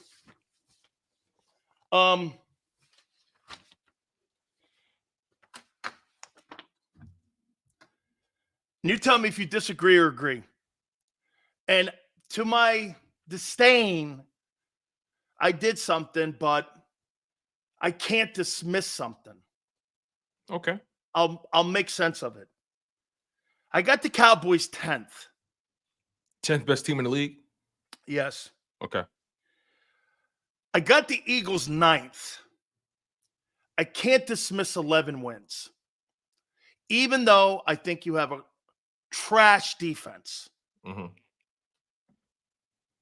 I put the Bucs ahead of them. Now, you could flip that. Easily. And put Philly ahead of Tampa Bay. But if you go by the 2 games, Tampa Bay looked better. Wait, you're comfortable putting the Bucs ahead of the Cowboys? No. Yes, I am. That's interesting. Because I saw Green Bay take them apart.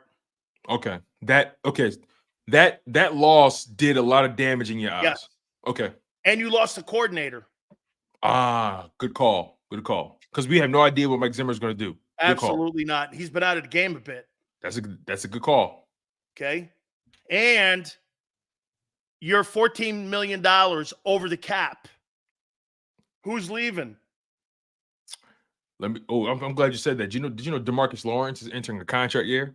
He's out. That might be a restructure or a cut. Yeah.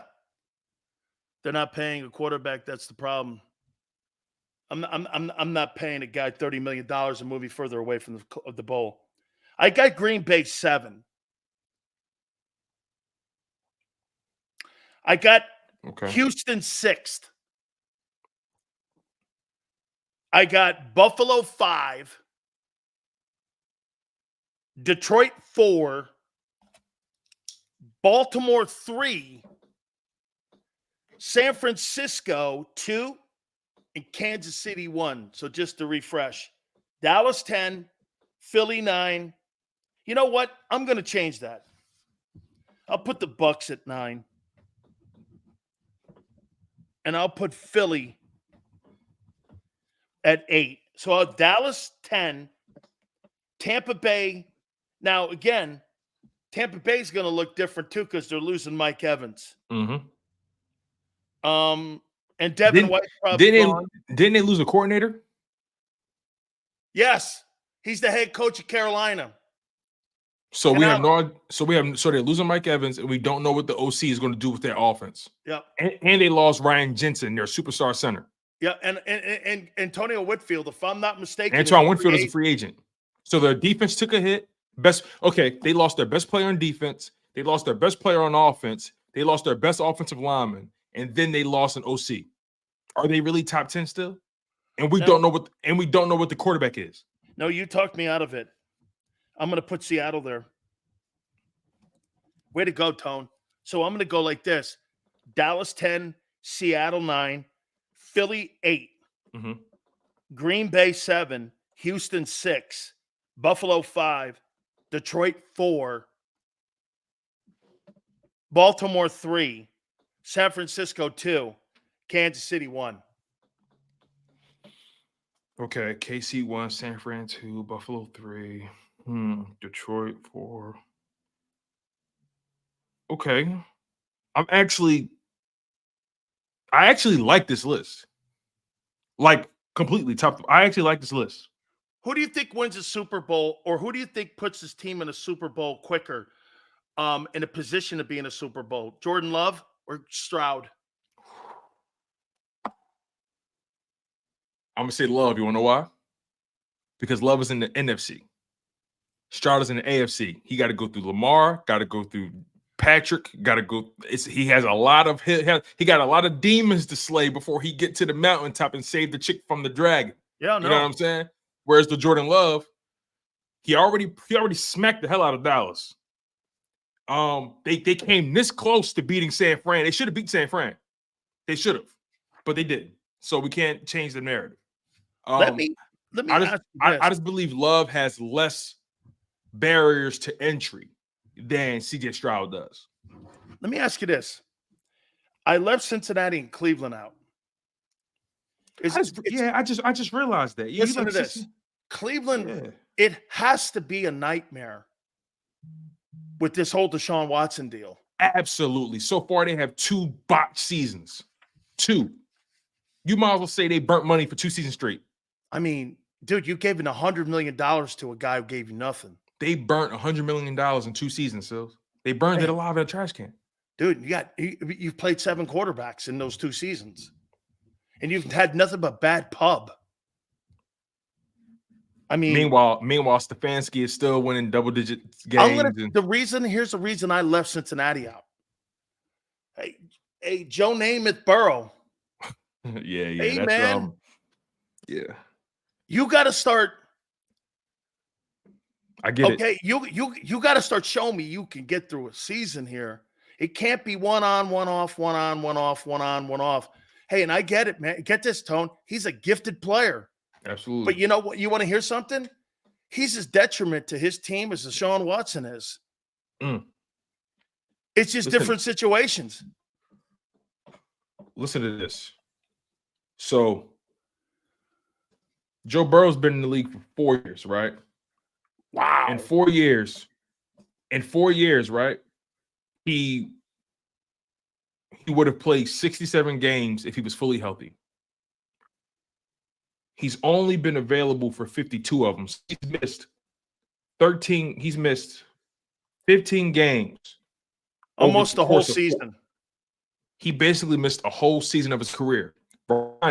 He's one of these older young guys. He's 27, going on 28. Only been in the league 4 years. Do you think the health gets better or worse? Worse. How about and he's this? not even dual. He's not even dual threat. He's in the pocket. He's gonna have a shorter career than Hurts. You can argue that. You can definitely argue that. He's had more significant injuries. He surely missed more games than Hurts. Yeah, he has. He has. Hurts has only missed since he's been a starter. Since being a starter, Hurts has only missed 4 games. Okay. 3 due to injury, 1 because they sat him and they couldn't do nothing about the game. It was they sat him. The seating was already locked in. So he missed 3 games due to injury, 1 because they sat him because it was the final game of the season. Okay. You good with that list? I actually like that list a lot. All right. Last list before I let you go here. Top 10 quarterbacks. I'm sure you're going to disagree. Number 10, I got Stafford, Rams. Number 9, I have Goff. Number 8, Jordan Love. Number 7, I have Tua. Number 6, I have Stroud. Number 5, I have Purdy. Number 4, I have Dak. Number 3, I have Allen. Number 2, I have Lamar. And number 1, I have Mahomes. And for the record, I got Jalen at 11. All right. So I would put I think you have Goff too low. I think Goff. You think I have Goff too low and maybe Dak too high? I think Dak is too high. I think Goff is too low. I think Love is only showing you 1 season, and you're already putting him above Jalen Hurts. Well, shit, man, your guy got paid after 1 season. But remember, I'm just going off of your rules. Okay. You don't just throw guys. You don't crown guys at the 1 year. That's you. Yeah. But I understand the way he beat them Cowboys really did a lot for you, and I get it. And I like Love, actually. I think Love is really on his way. But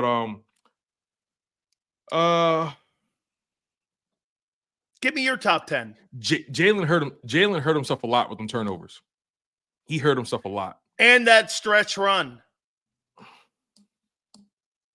And the playoff game. Because Stafford elevated himself during that final stretch. Love elevated himself after that final stretch. And in the playoff game. What's your criteria? Are you just going off of recent, like what they've done recently, or 23-24 coming out of that year? Okay, coming out of the 23-24 season, Yes, then coming out of that year. okay, all right. Then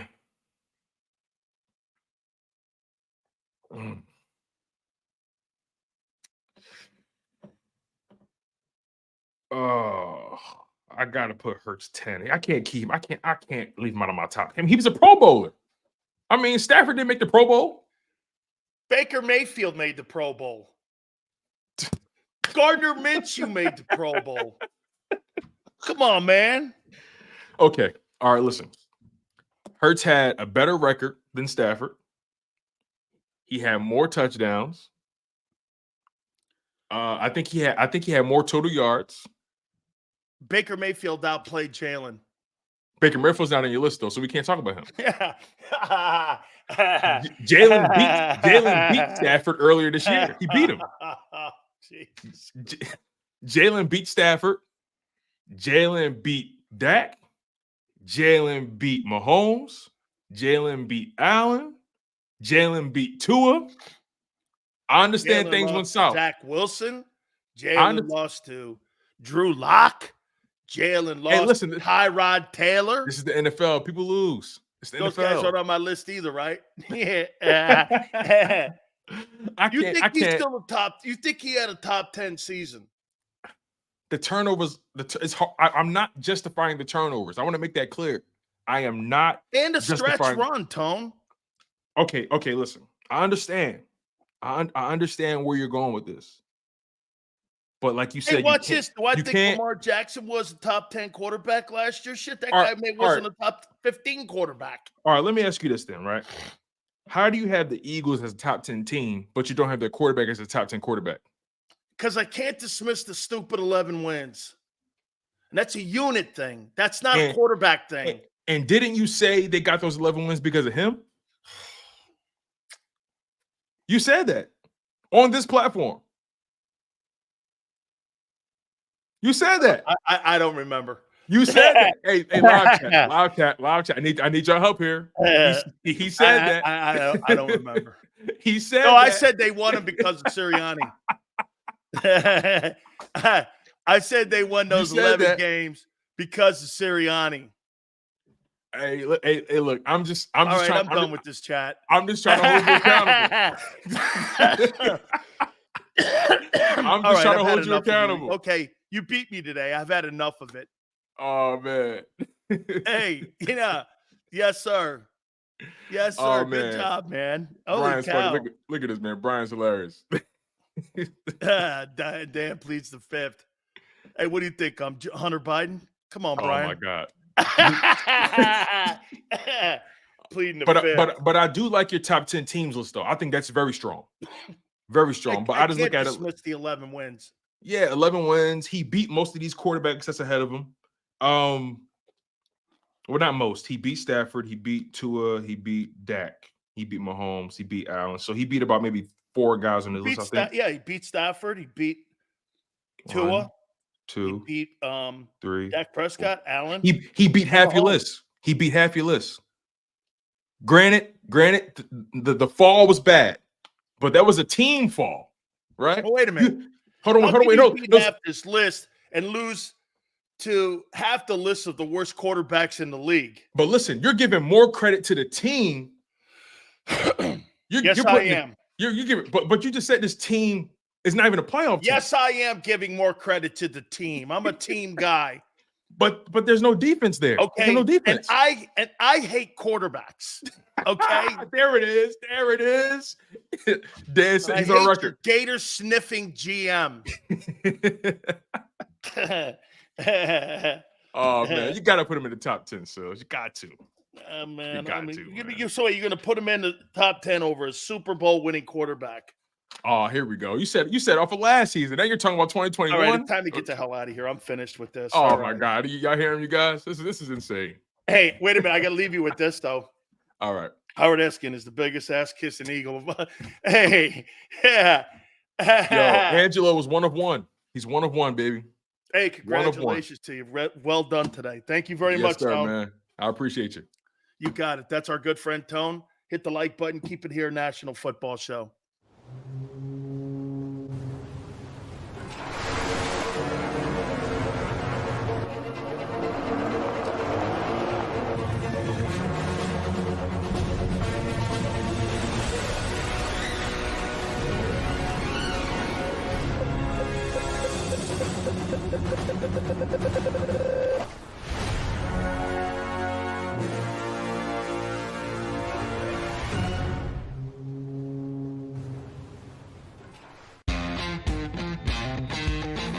Go for the pulls and the pools.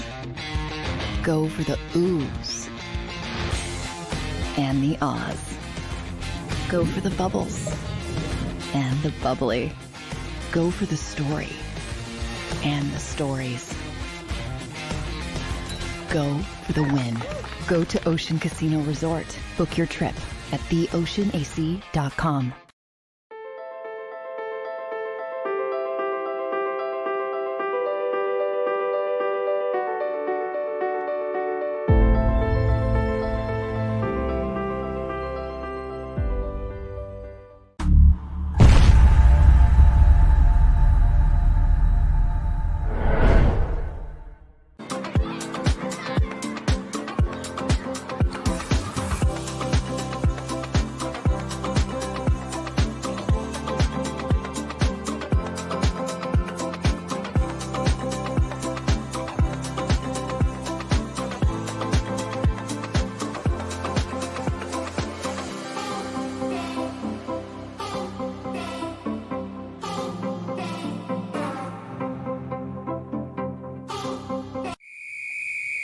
Underdog Fantasy has a way for you to play alongside your favorite football team all season long with their fantasy pick'em game.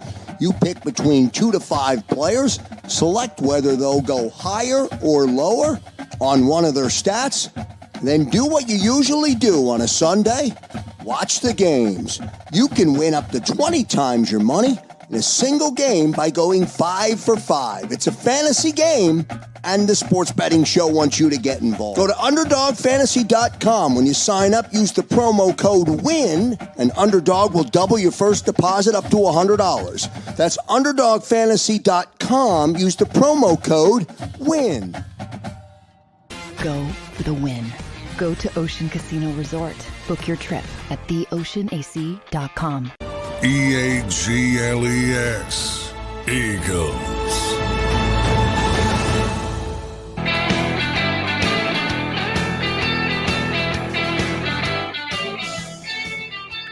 Big Sales, please hit the like button. Thank you. I was really glad to see Kevin Demoff, the COO of the Rams, come out and support. Listen to this. And support Steve Spagnuolo on getting another opportunity at being a head coach in the NFL. And listen what he said here. When he came to St. Louis, it was a complete shit show. And it was a mess nobody could have succeeded with. And we didn't give him the opportunity that he needed to be a head coach here. We couldn't give it to him. We just couldn't deliver for him. He changed the culture. He brought great things in. He's a spectacular man. We didn't deliver when we were in St. Louis. Man, how many organizations come out in support of somebody like that and say they failed to coach? You would never hear Howie Roseman say he failed Doug Peterson. You would never hear that. Okay? That's right, Tone. He set the record straight. You imagine if Howie would come out and say, you know, I tell you what, I'm very sorry the way it ended in Philadelphia with Doug. We didn't see eye to eye, and that's probably a me thing. And I learned a lot from it, and I'm happy for his success down in Jacksonville. And I learned a lot being around Doug Peterson. You'd never hear something out of that guy's mouth like that. You would never hear that. That guy would never do anything like that. That's right. Howie's ego is driven. Okay? He wouldn't do that on his deathbed. Okay? That he would give credit to Doug Peterson. He would never do that. Kevin Demoff basically said, we failed Steve Spagnuolo. We failed him. He's a quality man. He's a great coach. He changed the culture here, and we couldn't deliver for him. This was an us thing. I can't think of an organization that's ever come to bat for a coach like that in my life that failed. He won like 4 games there or something, or 14 games or some shit like that. Howie would never do anything like that. You know why? It's Howie vision. It's the world according to Howie Roseman. It's my show. It's the way I do it. That's why you really don't have good He's not a great football executive. He's a great capologist. Okay? Hey, Twiz goes like this. Howie ain't no punk bitch. Howie takes credit for a Super Bowl he didn't win. Players and coaches win. Organizations, they pay him. But that organization won that Super Bowl because of Doug Peterson and the players on the field. Those guys sit up there, and you know what they are? That's like saying the library is what the library is because of the librarian. It's the books in the library that make the library. All the thing the librarian does is put them on the shelves. Don't ever confuse yourself with that. I mean, players and coaches win games. Organizations do the best they can to put those people in positions to win. And in most cases, like your boy, it's either hit or miss. And when those organizations get in the way of the coaches and players, tell you what, none of that shit goes on in Pittsburgh. You wonder why the Steelers are a better organization than you since 1969? Because they let their people be coaches and administrators be administrators. Everyone knows their role in Pittsburgh. Not everybody knows their role in Philadelphia. You don't know your role. And when someone tries to play a role that they're not qualified for, like Angelo said today, that's what you get. Inconsistency. Okay? I think that's a great come to Jesus conversation. I want to show you something else here that I give Howie credit for. How about this stat here? Do you remember, was it last year? Am I right when I say that? Was it last year that Howie tried to make a trade for Christian McCaffrey? Was it last year that they made a call down there, but they ended up sending him to San Francisco because San Francisco gave him more of a bounty of riches? It was last year's trading deadline, right? 22 trading deadline. Am I right when I say that? It was the 22 trading deadline? Okay. Since McCaffrey has been in San Francisco and has been a 49er, he has 39 touchdowns in 33 games as a 49er.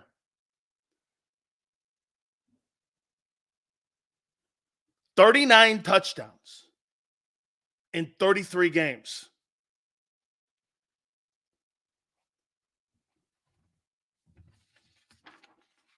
I mean, that to me tells you a lot about what McCaffrey's production is and how important he is to that Niner offense. I do think he's the best running back in the game.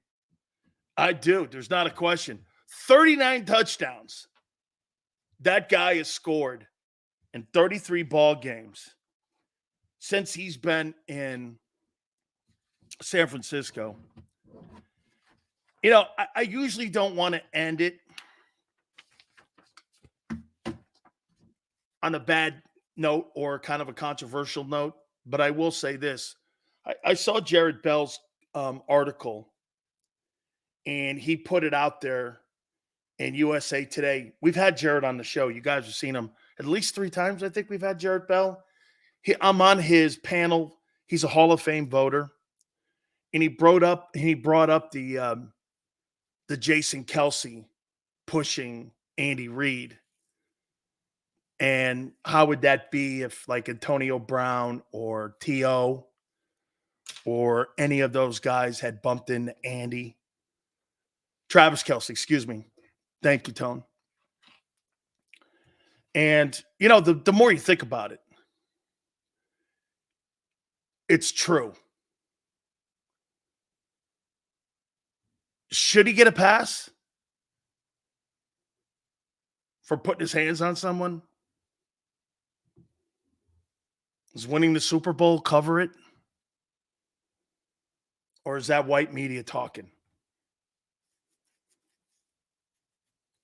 How would you have handled T.O. if he had pushed Andy Reid like that in the Super Bowl against the Patriots? How do you think the Philadelphia media would have handled T.O.? Shit, look how you handled him anyway. And he did nothing like that.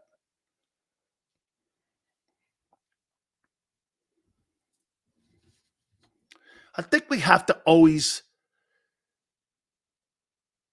look at ourselves in a question like that, because 95 to 98% of the media is white. And do you see that through a prism in a league that's got 68% black players in it? How do you think the black players see that? And you're like this, are you race baiting? No, it's a question that makes you feel uncomfortable. And race, politics, and religion always make you feel uncomfortable. And to me, if you're a white journalist talking about that subject, you're not qualified. Now, I say this for myself. I know how and what would have happened in that locker room, because from a player's perspective, that shit happens all the time.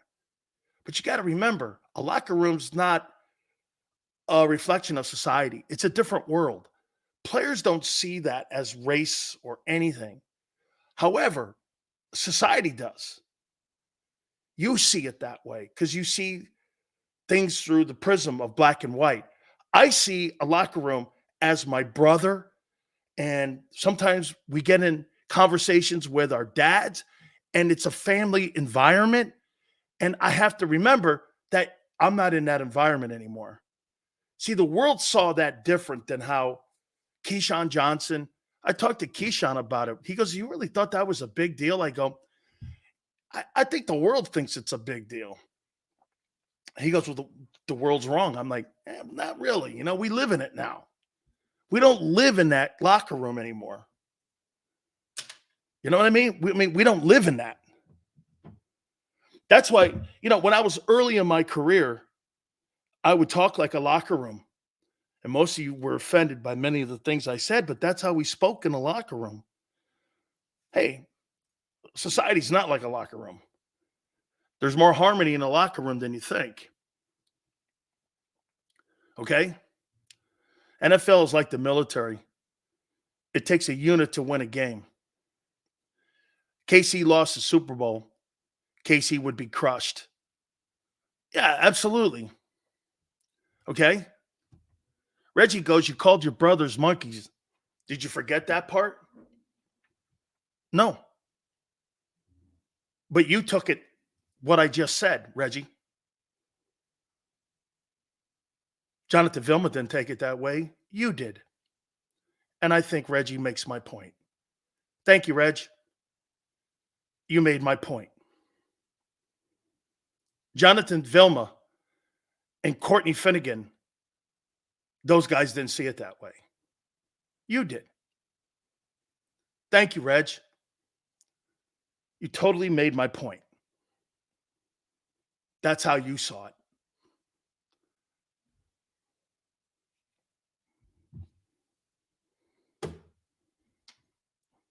I couldn't have ended the show any better than that. Could I have, Tone? That I had a guy exactly answer it the way how you see it. And my brothers don't see it that way. Reggie goes, and you got fired for that. And I was hired 4 days later by the market manager at 90 at the Fanatic 4 days later with a raise in Miami, Florida. Because nobody, unlike you, Reggie, thought that that was anything. I was hired 4 days later with a raise. I say this to you. Folks, thank you so much. Xander, Big Joe, you guys were fantastic. Thank you very much. My man, Tone. I think that's the first time I've probably lost a debate on my own program. I would probably say in 20 years. Young Grasshopper, well done, my friend. Well done, man. I love Tone, man. Absolutely spectacular. Thank you, Angelo. Angelo was hitting on all facets today, man. I mean, nobody didn't take shrapnel. Okay? I mean, everybody got hit. So 2 to 6 tomorrow. Xander, Big Joe, thank you so much. And we will catch you on the flip side.